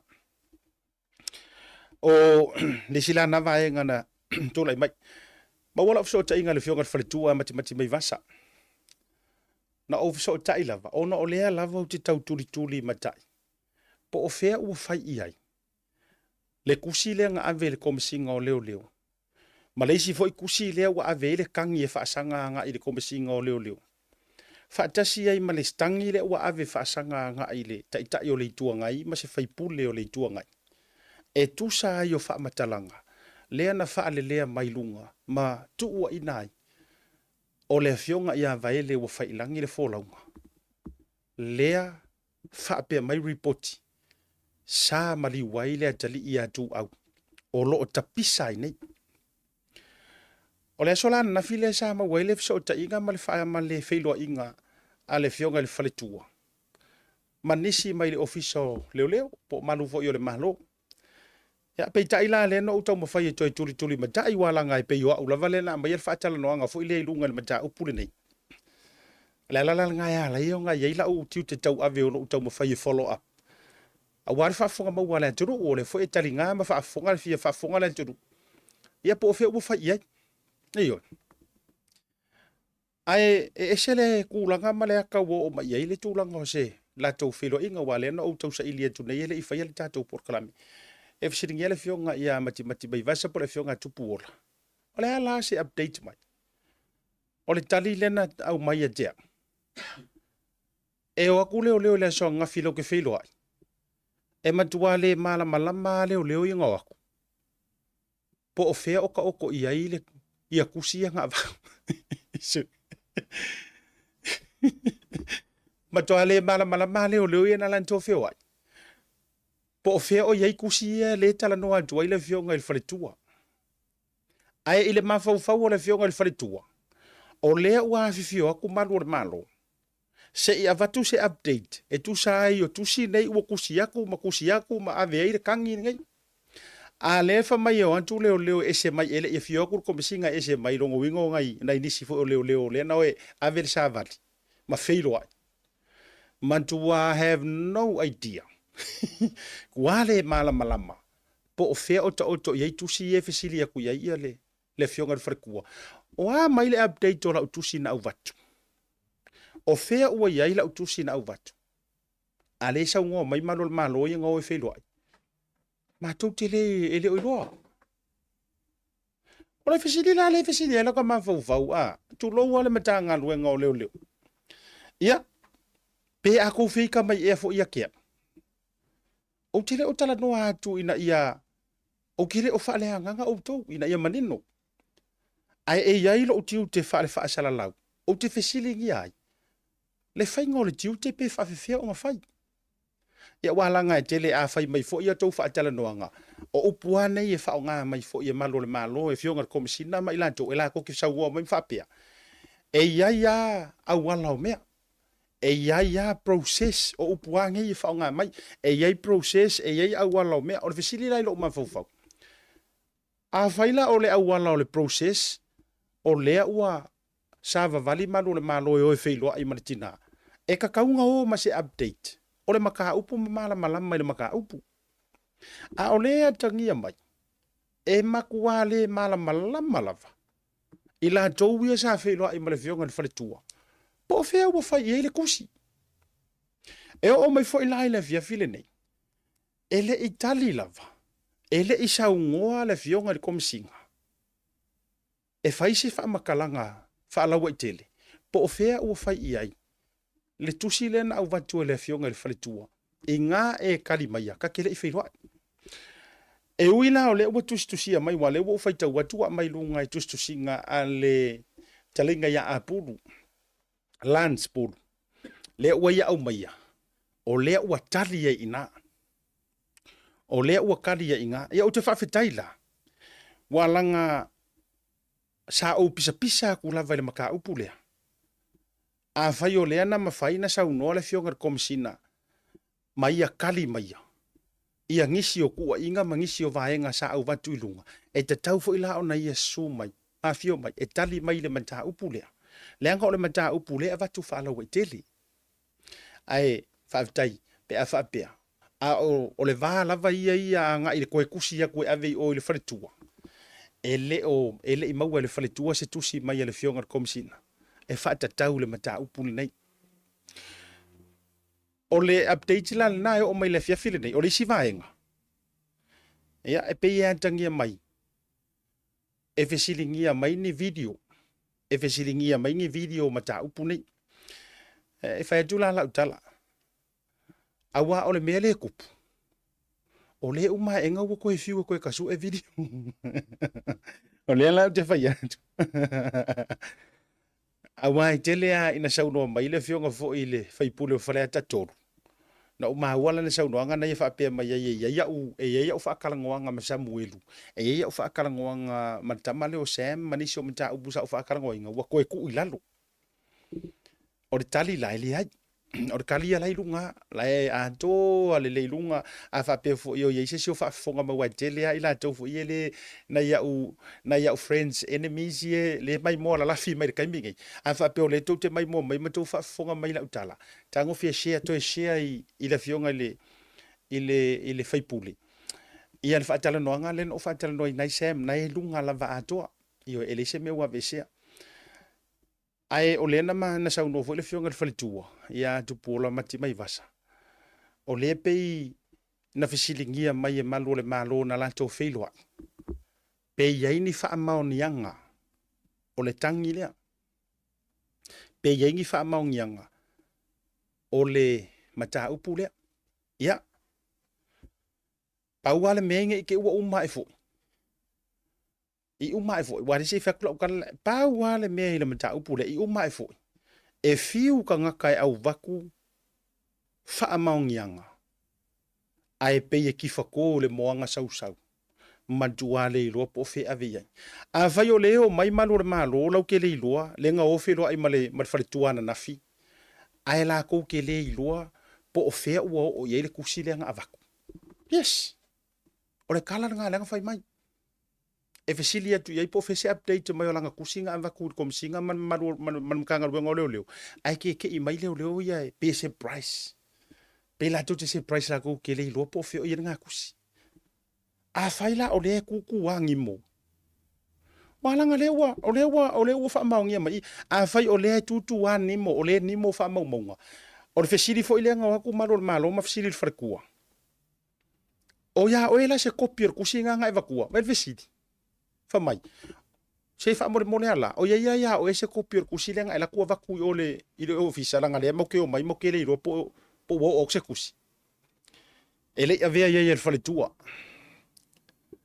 o le update na na mai ele avea ya le faletua le langa copy langa original le copy le yanga ia ai na fai ele faletua susu aku ka ko wo fai fale le copy o le office tu o tu ya auto mo ko ya ru le malau copy le wa o le mea numero tasi le o le mafo fo le fionga falkua e ngoko ai fo i mar copy le ya e ngoko ai fo i mar copy le la au male au vaenga longo winga o se si feilo inga mua ua sui mai fo ile team le la au mai feilo ai o nga mai fo ile o nga vaenga ko e fai mai fo fisiri le o yai se si au kopi ole matua mali e ole tulanga le wa tata mai ole matua i mali e lata fo i mai tau watu mana tua o kero o fakua se kala yes o te le o fatuina se tala o te le loa ia isi tangata fai porukalame ma la to mauna e avatu a o auia Le ai vatu ma reference atu tangata e whaamaongia mai ia tala iau te vatua. Whaamalulula i le matanga ruenga o leo ma ila tau o ilunga e pūlean matanga ruenga leo pe ate ua o tau sila mai ma kou le fia. But this is the truth o leo te vatua. Ele kakauranga o kou sai mai, e kakau o kou sila i kukou. Ma kou kilo ange ma kilo ifu. O hai le kakia ia evidence. O hai le ku I makakia ia. O fea le tulo, o fea le vaenga le o puina I le au onanga. Langa le foi, e le foi lau toi o mai e toi fesiringia. E iai ni proof o na video. Ia. O lau tala lai fai atu ia ila tau le fia le whaatala noa ina por kalame yang fai e lunga sa nguanga ia. Awa la le avia ilalo, wau kere ilua pou avia ilalo pele hai. Au tele ilua, e no ele mawhainga o whaia le mele tau te whaia o le tau assuming ai tau tele o ilua. O au la ia. O tele o ilua walanga o kere makamaka ia tau por kalame le mai mawaiso te taimi. Ai a whai o nai lunga, a whai fo o le nai e tau te iloa e to toa o tau loto, tau te iloa e sa o le leia tau whaasala launga. Ko upea lai lunga au le avia ilalo. Ioi, tu upe lunga, au wale veilalo. Ai whai ngō fie ia, o na avele a inga le aso, ma le linke mau e prokalame lea. Ia o na alu sao ala ia lea o sao ala fionga komisinga po o inspectors, po o ai uma lea e whaia nei so enga. Ngare ki liki au le link le ngā. Ia na olo lea e mata le iai. Nai iai lunga sau noanga ma tautalanga whapena. Ma vei, ma vaenga ie mo mia. Awa e ngā lava fo inga whai hakunga ua ngimo. E lua o le wha ngimo I kukongo na makanga ruenga. Ia po le whai atunga, ua to e tuu I lalo e le tangata pala aia na whaasala launga. Aia te au, o se vaenga e vai wha no o le fo e le nama le la ina le tūlanga le mata upu leu wha malolo mai ai se tasi o leo sinia. Ia, le to whai alio. Por sunga pali I lea sa avea fo I ma leo sinia. Ia, le ufa malolo mai ma se tasi o tamaitai malo le malo e to ruai la ua. Ona o le mata upu lava lea. Isu enga o lo ufa ngā solo nei. Whaafonga mai a Samoa. O lea whato a whaali leo se fina ngalo o le fionga le tamaitai pāle mia. E kusa ai o le mata upu lea. Talu lava o na tapisa mai pea. Oh, I think this is the first time. O le ua whai se fina ngalo. O le fionga le tamaitai pāle mia. E ala I se whaatalitala noanga. Ma le ala ata po le ala leo a le Capital Radio. Wha amaloa tua I fo I leo o nanga fo I lea whale whaasala lau. Ai, o le na whai ai le whaatalitala noanga la. O le me mahali se I whaatu lau tala le. O le whaatalitala noanga nei. Peia o le whai I au wai le fionga le tamaitai pāle mia. Ia I le fono a le Pacific Forum. Leo lo whaatautai ai le taimi le nei. Ai hoso kua iloa ma le whainga o le whaafisili lea. Le lau tango I toi e wha e moku foi. Mo mori e whaafitai le tanto wala ta le pole ala leo le radio, le Capital Radio. Ia, se I wha o ngā atu le tanto kilipi lea. Ai whaafifonga mai o e Samoa. O le hasa o e whaitau. I le sau noanga le fionga tamaitai pāle mia. Mo le taimi momo o te lona o sea momo atu. Ale atu e waturunga le tanto proklame le. O le wha ua wila i lea.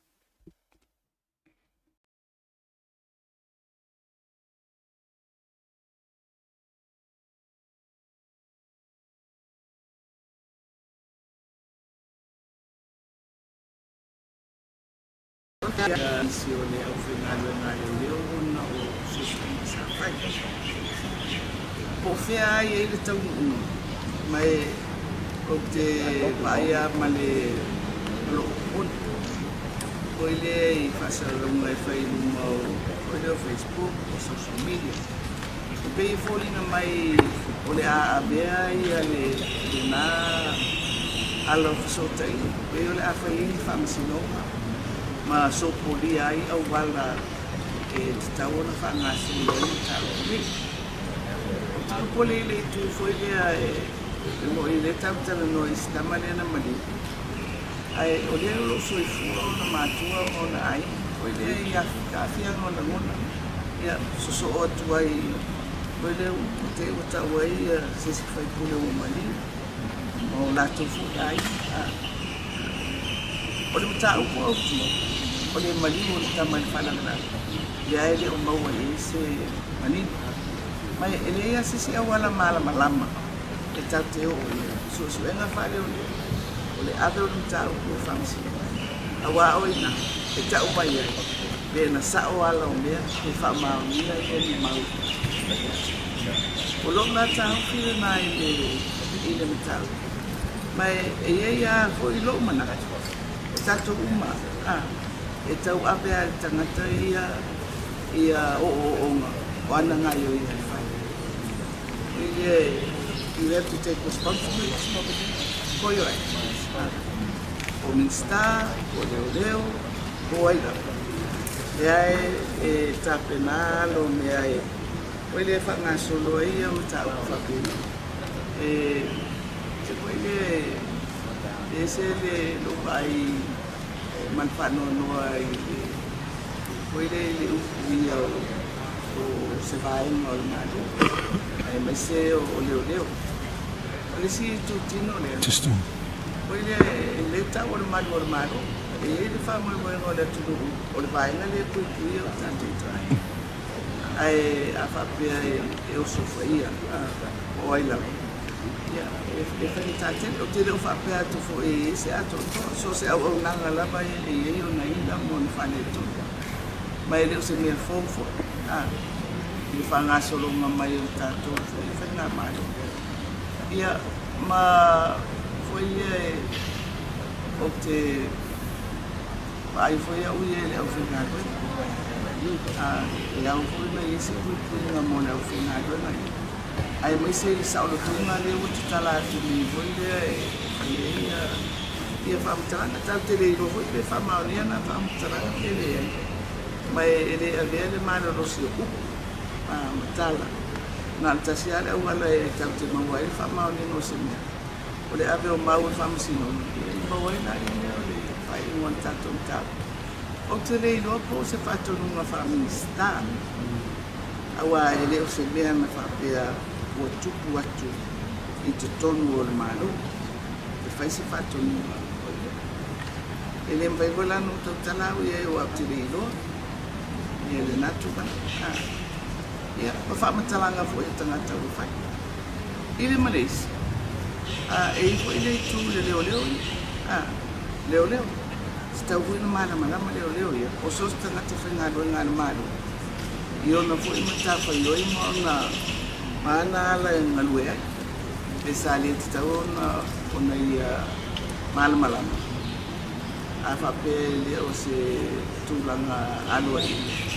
O whengan me tū ai.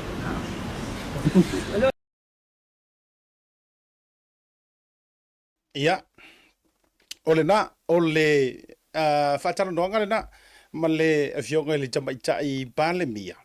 E uia fo i le taimina saunoa ai, wai le avatua tātou kilipia no matamatai. E le saunoanga fo i le peu whalte i le fionga le tamaita i pāle mia i le oso korko ai ngā fsili lea. I le taimi fo i le ese ai mata upu la e tāpena ia i le whonutanga. Le ngamangi ngore saunoanga le kamai kai pāle mia. O whapea ue ke fesiri mai. Ia, le na whaianga i le whai fesiri. E te fesiri mai ni mata upu e whatau le tātou le melea, le whongkanga lea, malo le forum, Pacific Forum. Ia, uio lea. E ia le sao le tonga ia whatu stala. E te tala ai so e sto ai ngā fesiri. Wa mawalo lea vangoi o. Ia. Whailo ma le fesiri ma tūlanga whapena, so ia te aula ia le iso na whaina tele. Ai, au tele i loa i sau mai mua whaafonga sa mua i lau mai tau fo i le whaatalitala noanga ma le whina ngalo whaalia o le fionga ni tamaitai bāle mia. E tusa ai o le mata upua la ngā mawhasilingia, which is wa le vana whaatalitali le atunu. Ia, po le a fo se taimi e whaailo iso no whina ngalo. Ai ia te au ai, me se fo i le to tele o tātou runga le prokalami. O le manino ia, o le atoanga ma le ano fale o le sauanga le fionga le kamaikai pāle mia. Mai le tele a o vaenga na sia e lana tali. O le aunga au kuia ke a uai, da ilo i lau whaafunga, maua omi mai fo iluma sofi na ngano. O le aunga a toa o lana saunoanga, ave le whaamasingonga. Ave i le whaamasingonga. o le whaamasingonga kongu lava, e au maia le tali o le ioe pele ai. Ave i le whaamasinonga. Ioi, e lua vaenga ngō vai mai ai le tali le whionga tama i tai pāle mia mai le tele o vaenga. Whamai, ave i le whaamasingonga o ngeia mau upu matala, ma, au mai, au vaku, o oe, o au, o ia, o lantou, o tātou, ma mātou. O le kali umo ngei mea uma, laita o toi tai tia whau, laita o toi tai mulinu. E ile mauta whaamsino le duru. Ele oka oko i kamalingi. Ele oka oko i oi kamalingi ma ko ngā fuafua ma whea lava. I oi le mele i aile kako ofisa au tuo leo, ele oi ngā. Ele i ta ua mai ai le fionga tama i ta i pāle mia. E ave i leo, o le ako anga ngā. Nei ma se ngā me whapenga. Kasi are kala le au mai. O le atoanga o nei mea umai pisai. O le ave i tai le whamasinonga. O le fwoi laupa maua e le maru o le malo le whasala longa leo. Le vanala to maua walanga o lantou se tasi o tō tino fwoi o lalo i le malo. Matanga ruenga o le malo. O le kalilanga o sia kako maka upu le vivesi ai ngai wha mole i au i kai muringu. Ta tau na au le mata upu i tai muringu. Ioi. Awa ale au i muringu. Menge maila ukala le la faya. Sao eri kenge fui le faya le. Ale au i muringu. Ai afa apeo le afa ngata i leo malatou suenga. Ole a yai e sa sao mai le melea. Ole a yai e sa sao. Ole a yai fo i sui tūlanga. E ono a vea ai le tūlanga o le molia o le e mama. Ai peko maka fao le o lo palpala. Ia. Awa o le o tau whaafonga maua nei le teimire nei. Ua matua lau mangu ia lava. Ma pei o tala o alo. Tu loa le whaafonga. Ia le whaasea le mamalu le atunuu. I malu le malo. Ia. Ua matua lau manu ia lava le whaasea le toateli. Mai e mawhaifo i ngoka whaapea kula kakala. E ngā ongi ka ngaka ko ai kiki lava. Tasi le mea tau fo ona sila whanga manino fo i ma. Ia, a me se fo i le tatou malo. Ioi. Ongi ngai ka ngaka ko ai kiki lava. Lea e lango e awar su e me lea. Ioi. And I know that for a fact. E na oni nai tangata to ai titi lava. O lea la tau te lango ina le awar su e inga loange i mea. It's a minority. Lea nga a fua i poro kalame. Ma viewers ma le toa tele lava. Ia o ngā uwhaiaku la ia. E te tango e whaitau ma e whaitau a whaapeo iei nisi o wha maua tāras ma mea whaapea nā i wha maunga i totonu a mese o mea tau whaasara launga ma mea whaapea nā. E siliaku ma siliaku le ko akele o ilantou. La tou te o ioeina le ave o le mata upu le i kai muringu. E o a fo i e fia. Ia ale wo whaiatu. Wa utara noa fo i mo ofisa o taia u i tangata e supporters ale HRPP. Remember, o ka ngaka mongi a ia lango le HRPP. O lea la ko ke iyo hinga le melea. E ave le whamisingonga. Yes. A e se i vanga ngā ai supporters e lava ia atuila e pa mali mongi. Pau a ngā o ka ngaka. Lea e makua whika le melea. Lenga o lean o whaasua i toatele. Toatele e fo yo ua hainga makua HRPP supporters lava. Yes. Political. E so kama whamangingo le mea whaaporokiki. E matua la tō lango lava i le HRPP. Nā wakele mea ngā whai le HRPP me pena. A o le case lo le hit and run. E le se case wha HRPP wha mo le lo police. Tasi lea mea i tōna wha manino ma wha malamalama. Leanga o lea o le a kau mawhai ia le wheke inga whaaporokiki. E mingo i kokongo le mele, ma koso mai ai le mele a whaapipi i mai whaaporokiki nou. Manga kua le. au tu o le launga se o whaiwhi au lea sa. Ia sa o lau target. Ioe, ia sa o lau targeting. O le mele ua kupu. O le la kau mawhai ka ngaka ie lea masalo mia. E koso mai ko kongu sa pota sa whaporokiki. E kau o mai e kawar mele, no, e le kau whaian mea ngā. O tangata ie lango le HRPP purely politicians, political supporters. E la kou ke io e ngalango kanga ka fo i, o kanga ka e ile loko aralofa. O tangata la tau te nau. E su e kongu la mi o kongu mor kamikiki lea. Yes. Mea la lea leu te fia toi tu alalo mo toi fia fau tua tuai.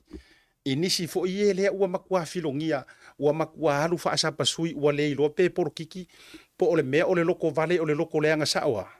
Ele aila ele langa ele loko leanga uma, yeah, I'm telling you. Ele loko leanga uma sapota sa le HRPP le wo fayak. Ko sa ala ukala. You know, I have very, very good friends and I'm telling you that. Okay, ka uola ko ngoa. But e ia ua au feelingi. Au feelingi la e, they are, you know, political supporters, they are HRPP. Ai ke rola ukala, o kangaka yo le akama mai ia koe professional.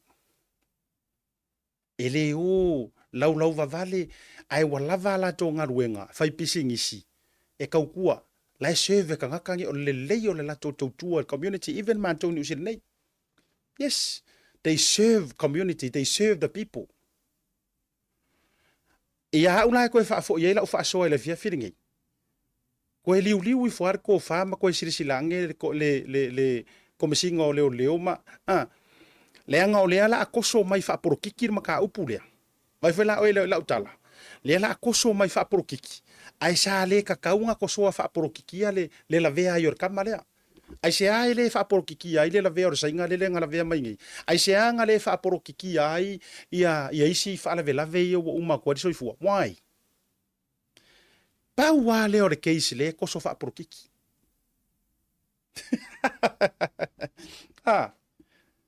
Pau wa leo le keisi. Le koso whaaporokiki. Ngā le hit and run le I vaikele. Kama leo si yakari le aku au. Ai se ha. Pai foi la o e ia te au. This is me personally. Le watu ala uia whaasoa whaakanga ka e whao ngā fuilo ka mawhau. You know. Ia te au la vaia. Sa le kakau. Sa le kakau. O ngā whaia mai se ioe. Le kua inga presi le ngā whaakarango mai ai.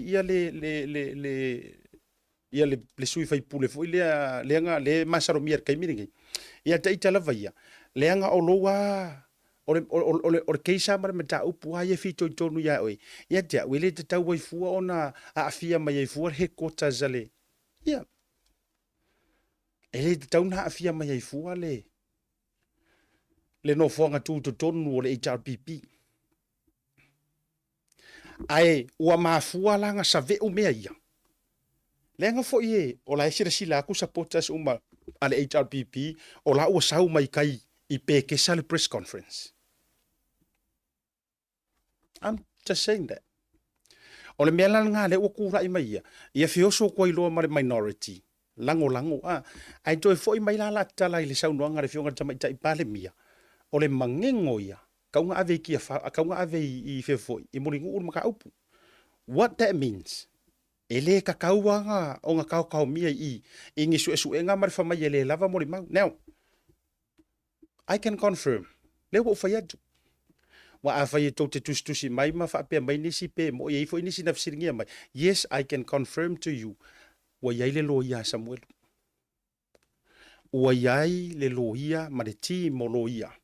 Wa yai fo I loia I nei ni usila. Mo le sunga ya Samuel. Ai mai so ila to umala wa afia uma mai le keisi le tono Samoa. Ai ele se me la u kango fu ka u kusuafa. Mai la to. Leanga o le keisi le nei. It's a high ranking case. Ioi. Ele ila se me fa pena. Ai na ona o fa leo atu ma fa ilo atu ngor prokala me la wa yai. La wa yai ia case. Ia loia. Mole mata upule nei. La tau te fina wina. Ioi. Ma e ho o ha fo ile mata upule nei. E te tau ha ono. Ole o sau noa ma tu le sau noa le fioka tama I tai palemia. E te tau ona ave I tai e moli no ulfa masinonga. no winga lo fionga le tamai tai lo ia sili le malo ia o le ngā ua sau ngoa le kai o le malo o te ofo fo ila pe afa pe umange lava o kau pese mai ai le pese ngai o le kau su egi mori mau ai wata tau pe afa mori mau pe fasi mori mau walava ia mori mau e te tau na ave ai le case prosecute po le ale tu langa i te tau na ta oto mai a ava kuala fa pe mai ia fa masingo o le matua fa mai mau taimi o le nei case ele lava mori mau bingo o kai muringu ka ko ke alanga i le upulea bingo ele se me la ka ko va ve alanga i bingo are o le ka milo i le kamaringi o fe fo ile official le ria ka ko kamaringi ya ia ele se me la ka ko alanga va ve alanga i mo ka ko fa penge ia bingo la ia ngalele fa maungia ai sa ungar bingo ka ko e bingo le ai ele o e ku ele fa bingo e ka kaunka ko bingo i kai muringu le ale wingo le natala e lau mai loa le unga le wha masino ma wha bea mai ua umau na mātou au ili ilia la fonga ma tau warumanga ma moli mau o mau ma ila tau wha ngā solo mai o le mea lea ua mātou wha bea antu o le matua wha mai mau kaimi o ngai keisi ele mo ele wha mau nia ele ila vea ya le ala mai mea lea ave i whafo ya maka upu ele se me fapea o ingala fa to alanga i loa to alanga i loa ila to wi le ma to feita il mel nei tebili fa to alanga le hotel fapea mai bingo ai re se me ala aka bingo i ka ko ele ya ve i kai muringu ure mata upon tau na aveita o le vaenga lo na lua le ute mai tau antu sau no ngale fionga le tamai tai pale mia o le na ye le si fesili e fa sanga a ngai i se vaenga whapea sa whaatonuina ai e le fionga i le minister o whaatoanga. Ia se tasi o malu o le malo e whaia se suenga. O le mangingo i o re karia le fionga le kamai ka ipale mia. E le whaia sona fina ngalo. Le anga e nante le o mauti noa. Mangingo ia. E ngake le o mauki ngoa. Po o se whaakongunga sa whai. Po o se ase mea sa whai. Whaakongunga whaare minister. Ioi. Lono winga. O lai ta oto mai lava i le. Whaato whala inga le fionga tamai ta ipale mia. E le se mea la avave whai aku. Waisa ukala e winga i le mea lea. Le ua whaasanga sanga i fo i le ufa malolo ia le fio a to whai ali o male. Se tasi o tamai ta i malo le malo. Ona whaapea sa whaatonuina e le minister o whaatoanga. Ai manga kua oi. O le whaonga ino upu nei. Ia mangingo ma mala mai lau whaafonga le se o whai atulango. E kako ke whaalongo longo uma. Ioi. E iai fwoi lau whaalele le au mai tau. O le whaonga ino le upu lea. O se whaatonunga po o se whautuanga. Now, e iai le ese ngā upu i e lua i le wha Samoa. Se vanga ngā i ngā e ola i sisi me ese mai o Samoa. Ngā e whai maila ia. E kukusa upu i e lua. E lua upu nei ese.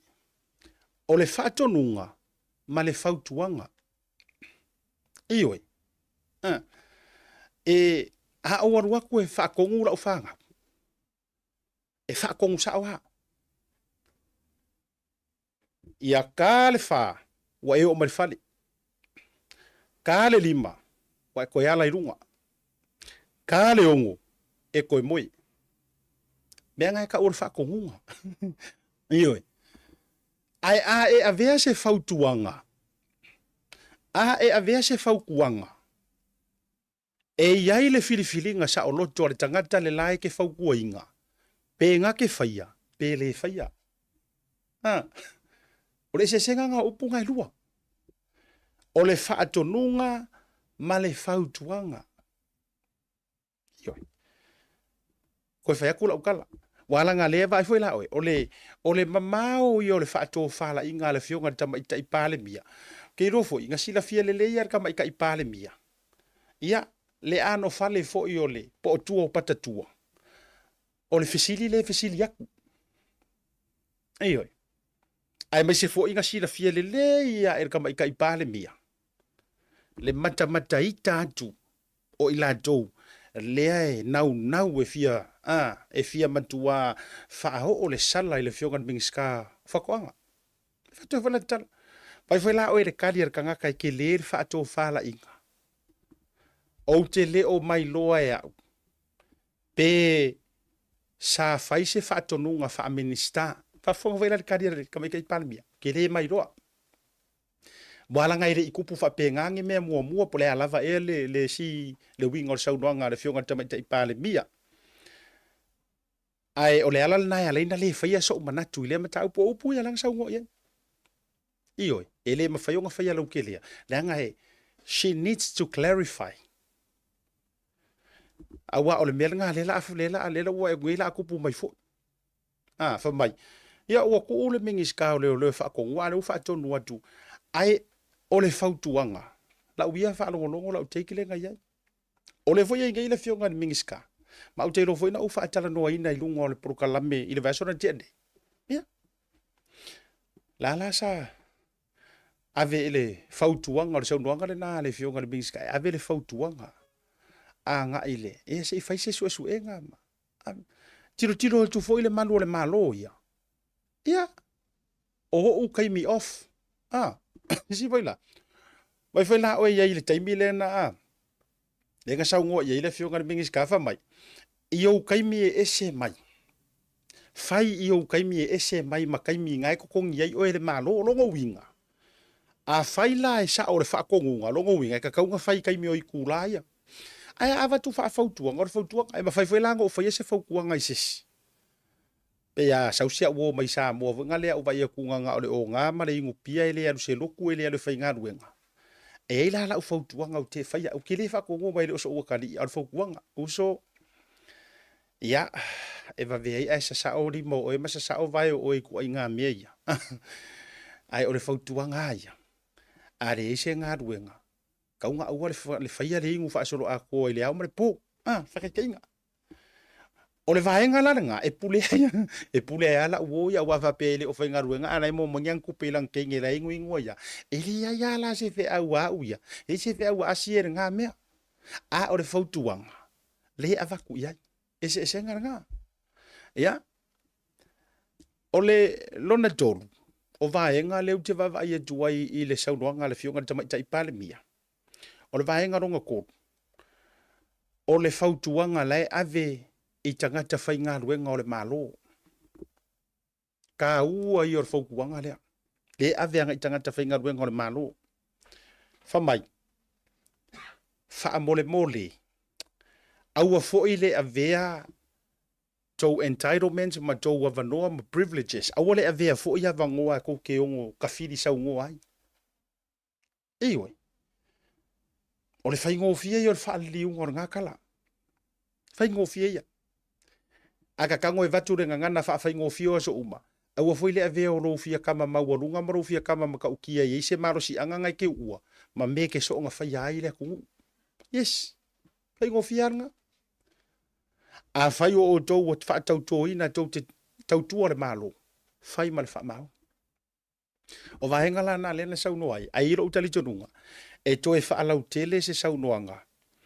Ale e toi whaalau tele lava se saunoanga ale fionga tamai tai palemia.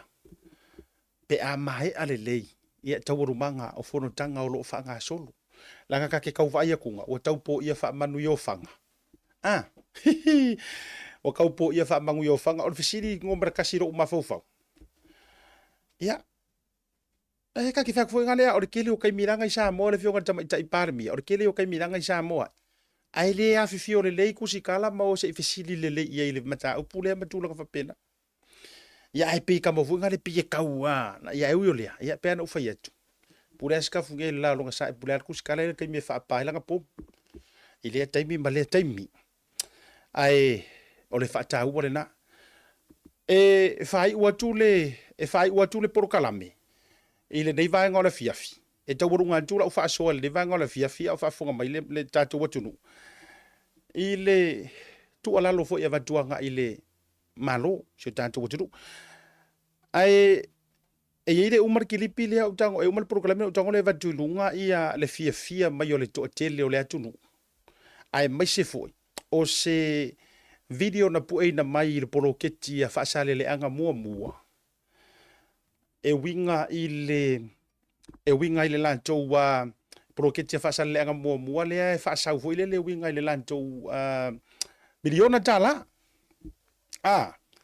o le vaenga la nai uma utango e au vatulunga o le tatou wa prokalame le nei vaenga o le fiafi pe fa mai atua ia le tatou manai ia o moli mau anai ainga le nae fai mai runga le latou o vai to share soro mai le to tele fa tai fo ina o mau mai le tatou kilipi le no tango la download e ta ua ia kwa kukuru se kasi o kinga pe ia o tafua io to atutulu se tasi o tina mai tafua ia mai se fo se tasi o rungali oka angale ile poro keki ke lo le me ke lo la tala le I wish I lo e kangaka i faikio se fa kwala ukala le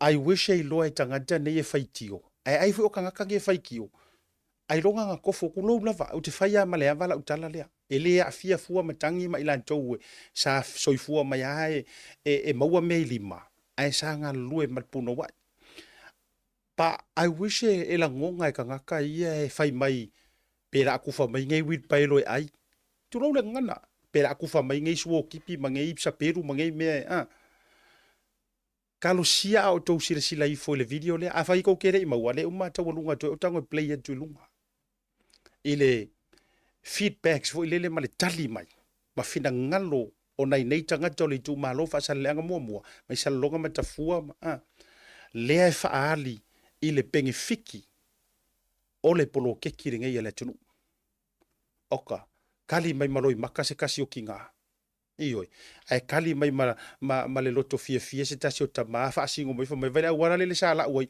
ai le mako ai le ta vale la au le se fa ngau sala oi mako vai ioi o lele ua maua mako wit paelo o mea ia ele mafai nga langonga ele tangata sa e soifua ange lava o lunga o le tae se ka vale ioi e fainga tanga la ngonga e oile ngala e nga soifua mai nga o lunga le tae se ka vale soloi ele ialu e faise ma umanga le olanga adoa ele iola e fa pena na o le makeki lava nga e peko ai fainga ka yanga ela ngonga meranga a fa penga e soifua nga o le makeki yanga e ka fawai ma e fia kama down solo ma what up e uma nga fa ka ke po ai ngu par vai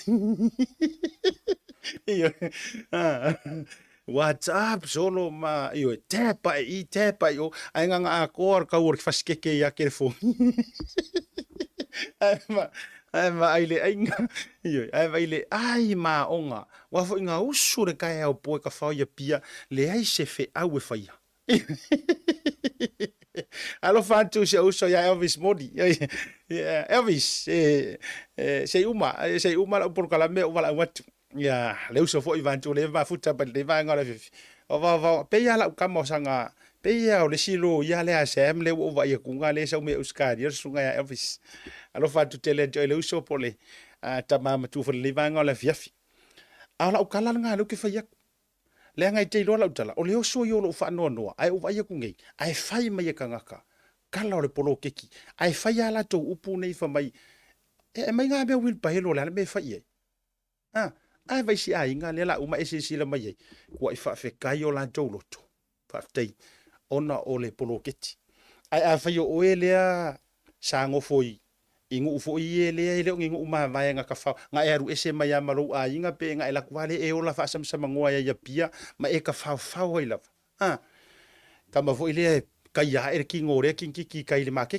ka ya ki ngore o ka au mar ska pidi pe fa ko ala kui I fa ai le ai ma se tu pele ta e fa inga ka ke le ngala ngonga oi la ngona nai taurunga por kalame e fa pela o fa so e va tu pu ua e fa e va tu o fa so dei anga ile fionga le tama i pale mia ma le fainga malo ya na ona va rusia o fa Ai mai se ama ta upu lau walunga ma ta upu te tele o le kele yo ngei vaenga.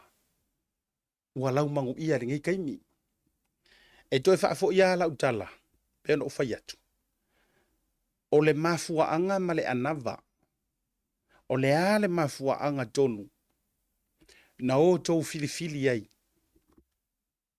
E ka kauonga o ese mai o. Ai wha kula i se sipaki. E whaia le whai ngā māloa Samoa. Aisea, o lau fisiri ku kasi anga o ke fisiri e.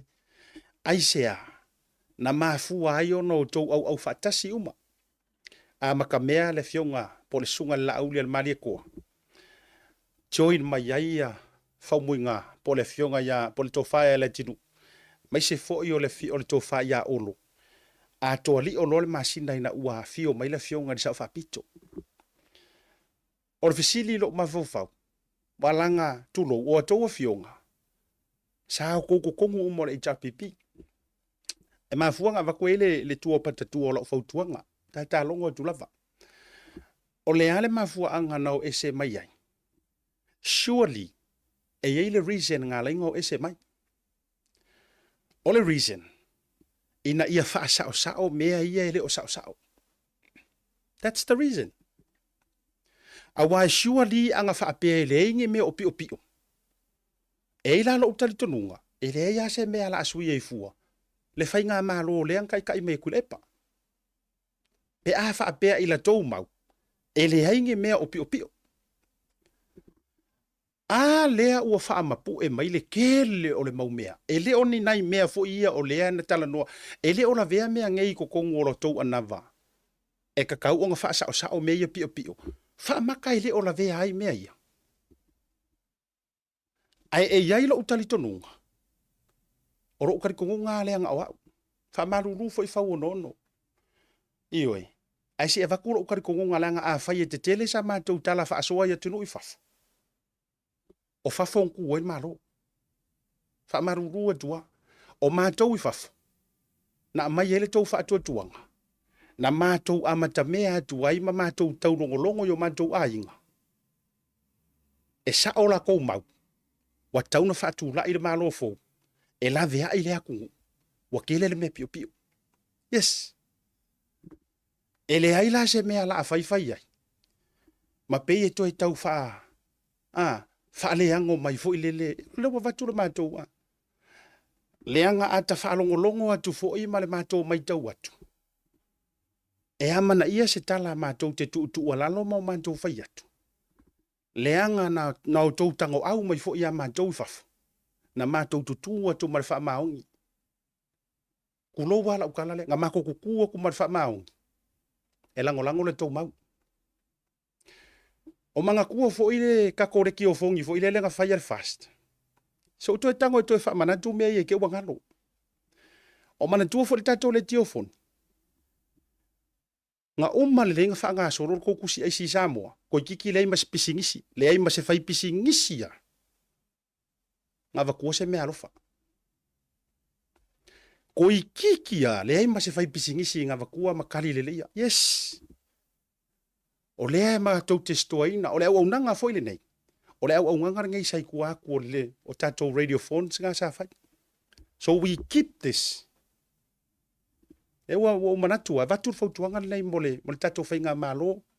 Lea ngai ngai ke ua se sela kou taket. O le makuanga launga mako fai fi au leo sa. Lau fionga tamai taipane mia male o le tua lalo. Inge i koe fepunga e foi. Nga koe wha asalave i vai ai. I la tau foi. Sa wha aleango ia uko. Ola unga ko alalo. Te ro e kakela ngonga ia. Kakela ngonga nge ke ua lilo uku mo. Ai ali utu maa. O le fesiri. O le fesiri ku kasi ama le fesiri ku piko. Na tau tau mwhai mai ma tau au ngani mai. Na ma tau tula iatu. O tangata.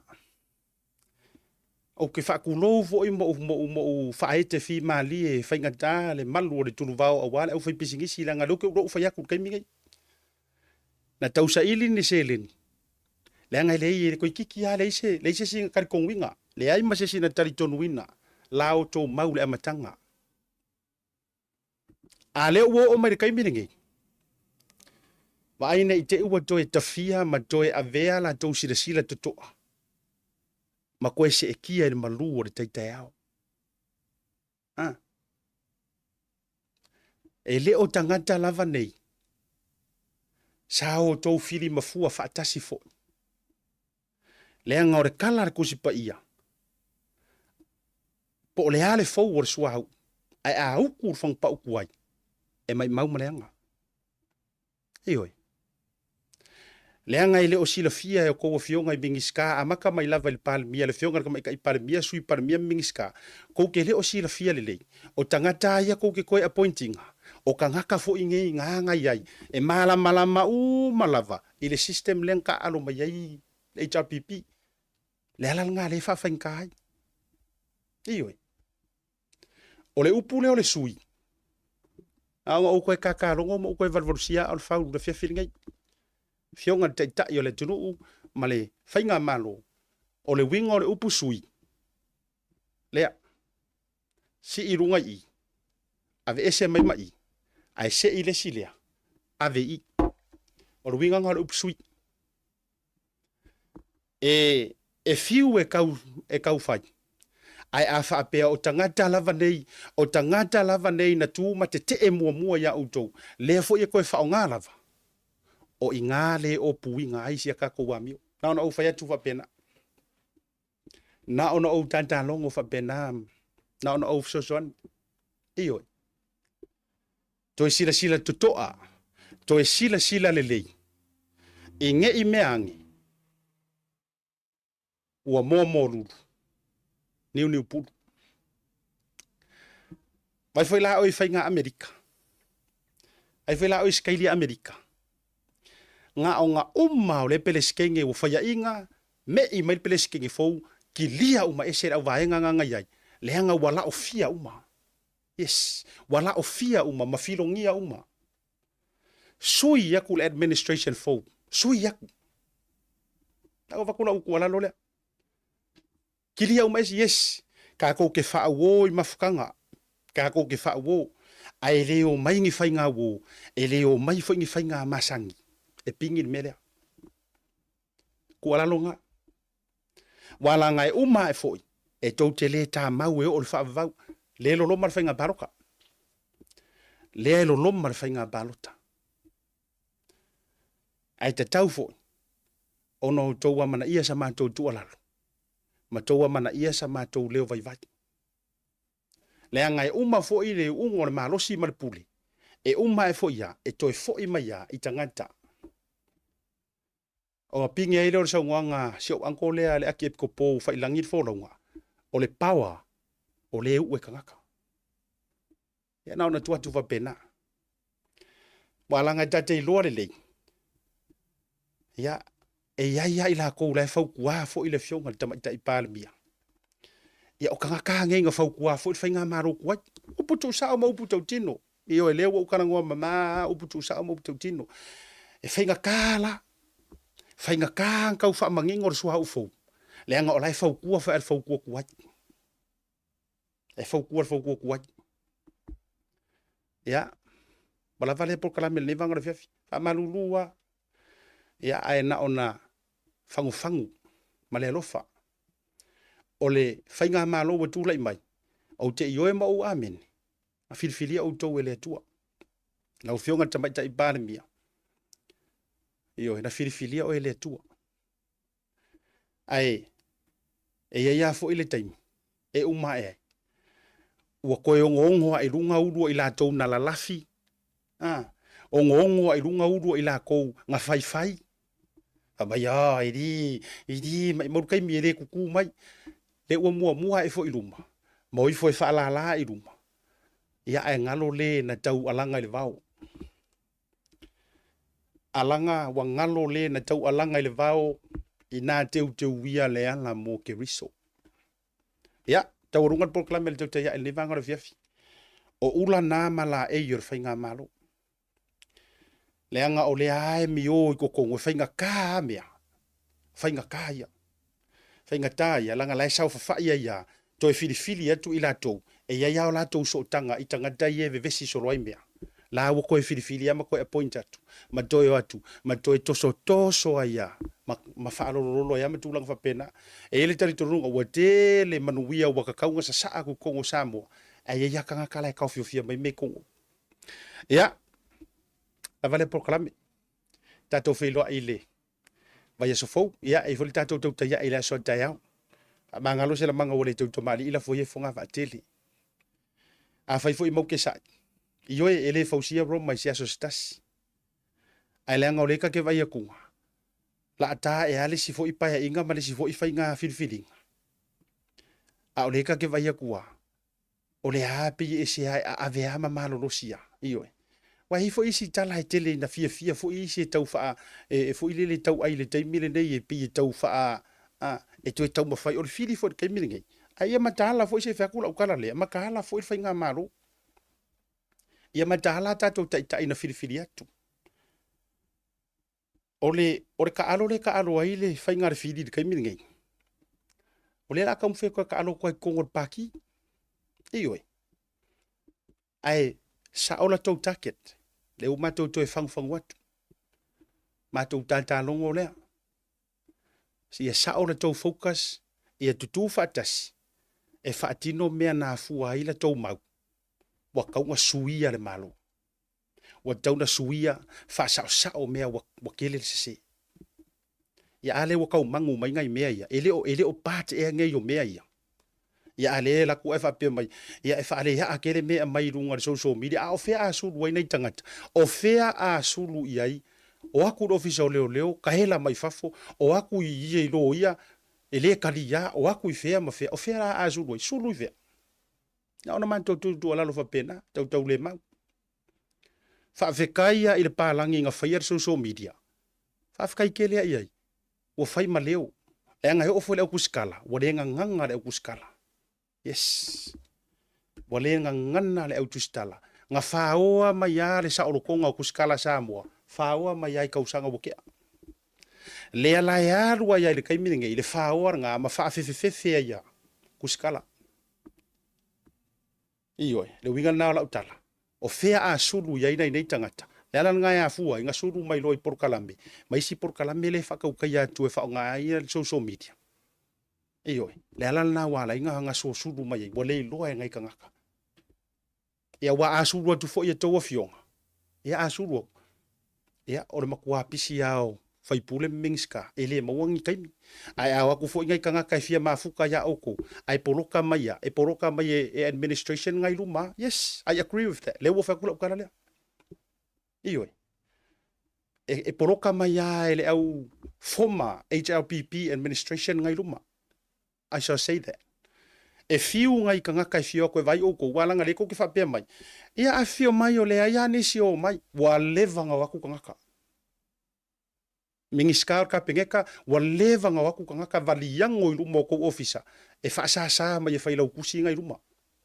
is a o folinga o faila kusi wo ka milo mai fio lolo ngai io fio lolo a o folinga isi faila kusi ko akaliu pupula mai e pupula fa ali ifo ile nga fe ngai la kausanga manga mau kausanga kasi fo nga kanga ka kulou ila tou o le fa nga wenga io me la le wala ila oferua ia ku Samoa me lengo ula kuai pau wale mingiska e makua kiu kanga kai longa officer le anga e kalia malau fonga fia ole o le faila kusi ngal mingiska fa ko anga ela o fa ku mongi ala kala kausa so o koi mar mingiska ku per kai minga le fionga foi ya ngarosa mulpola pau anga makanga ruenga kake kofu e smile por hea foi le kumu e ku lai mai runga ia faila kusi o le mingiska fa ko anga kau fa so ngai kanga kai kongu ma kau fa sa fa mai lalo maru le ku ola se kumu per fa ka dingor va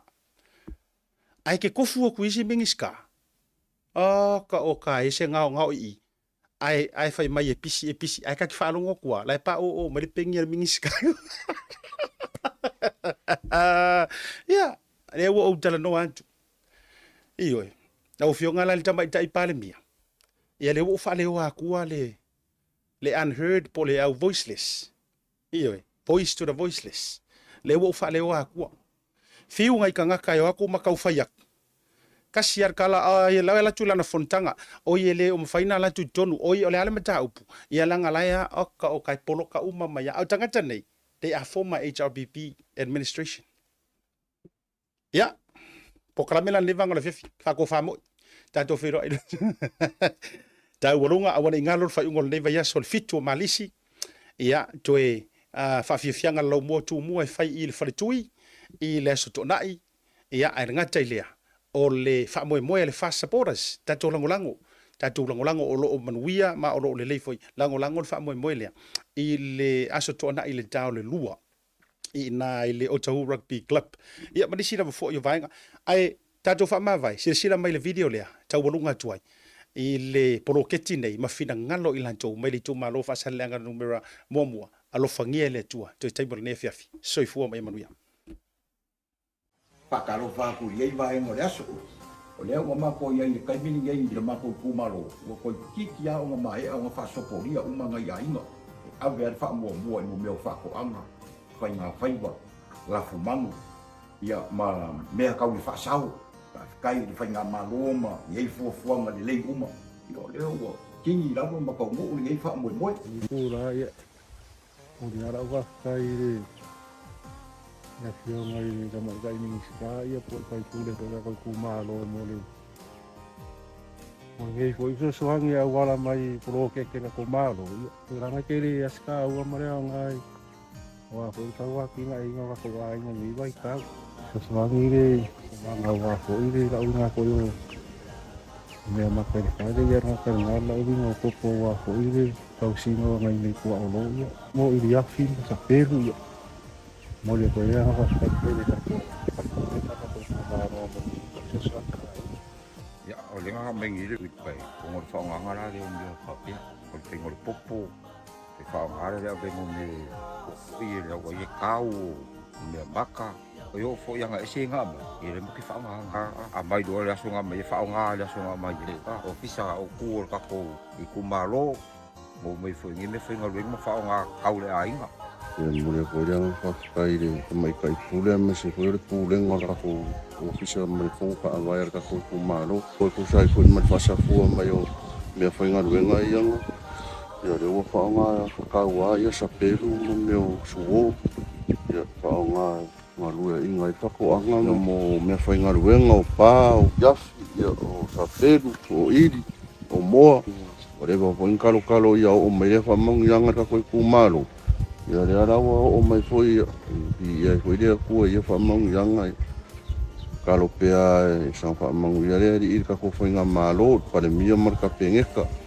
me se foi o le fong fa vai ka ko ku malo me se ka ko mi ska ka mai ka ia maka mo basa ia langolango pea foi ia wale ya nga i lu marka ko malo ia o se fa mo ka u le wa ka penga ia ile miki male vaenga o lo kai ka ia ka ko klokeki ia o fa mo au kur ngei fa mo o maku fa ki ngoinga ia o ngor ka penganga ia manguia a inga kai kasi te fainga faiva o se so swang sini le o kaua le o maku fa ki ngoinga ia ka inga o papau ia mo o lo manga o bia ia va a mole fa o kanga nga kai fa lo ka ko malo ia mo le foi le ngang fa kai le sunga kai mal malo la ko komiki ia mo foi sia va ngoe fa lau lo ko foi ngai fa mo kaua ia ele nga kai ka ko malo ngai ia me se foi o Samoa ko mo fa nga inga kau lo keki wa mai ka ko finga malo e mo ia le ngang fa kai ku sai male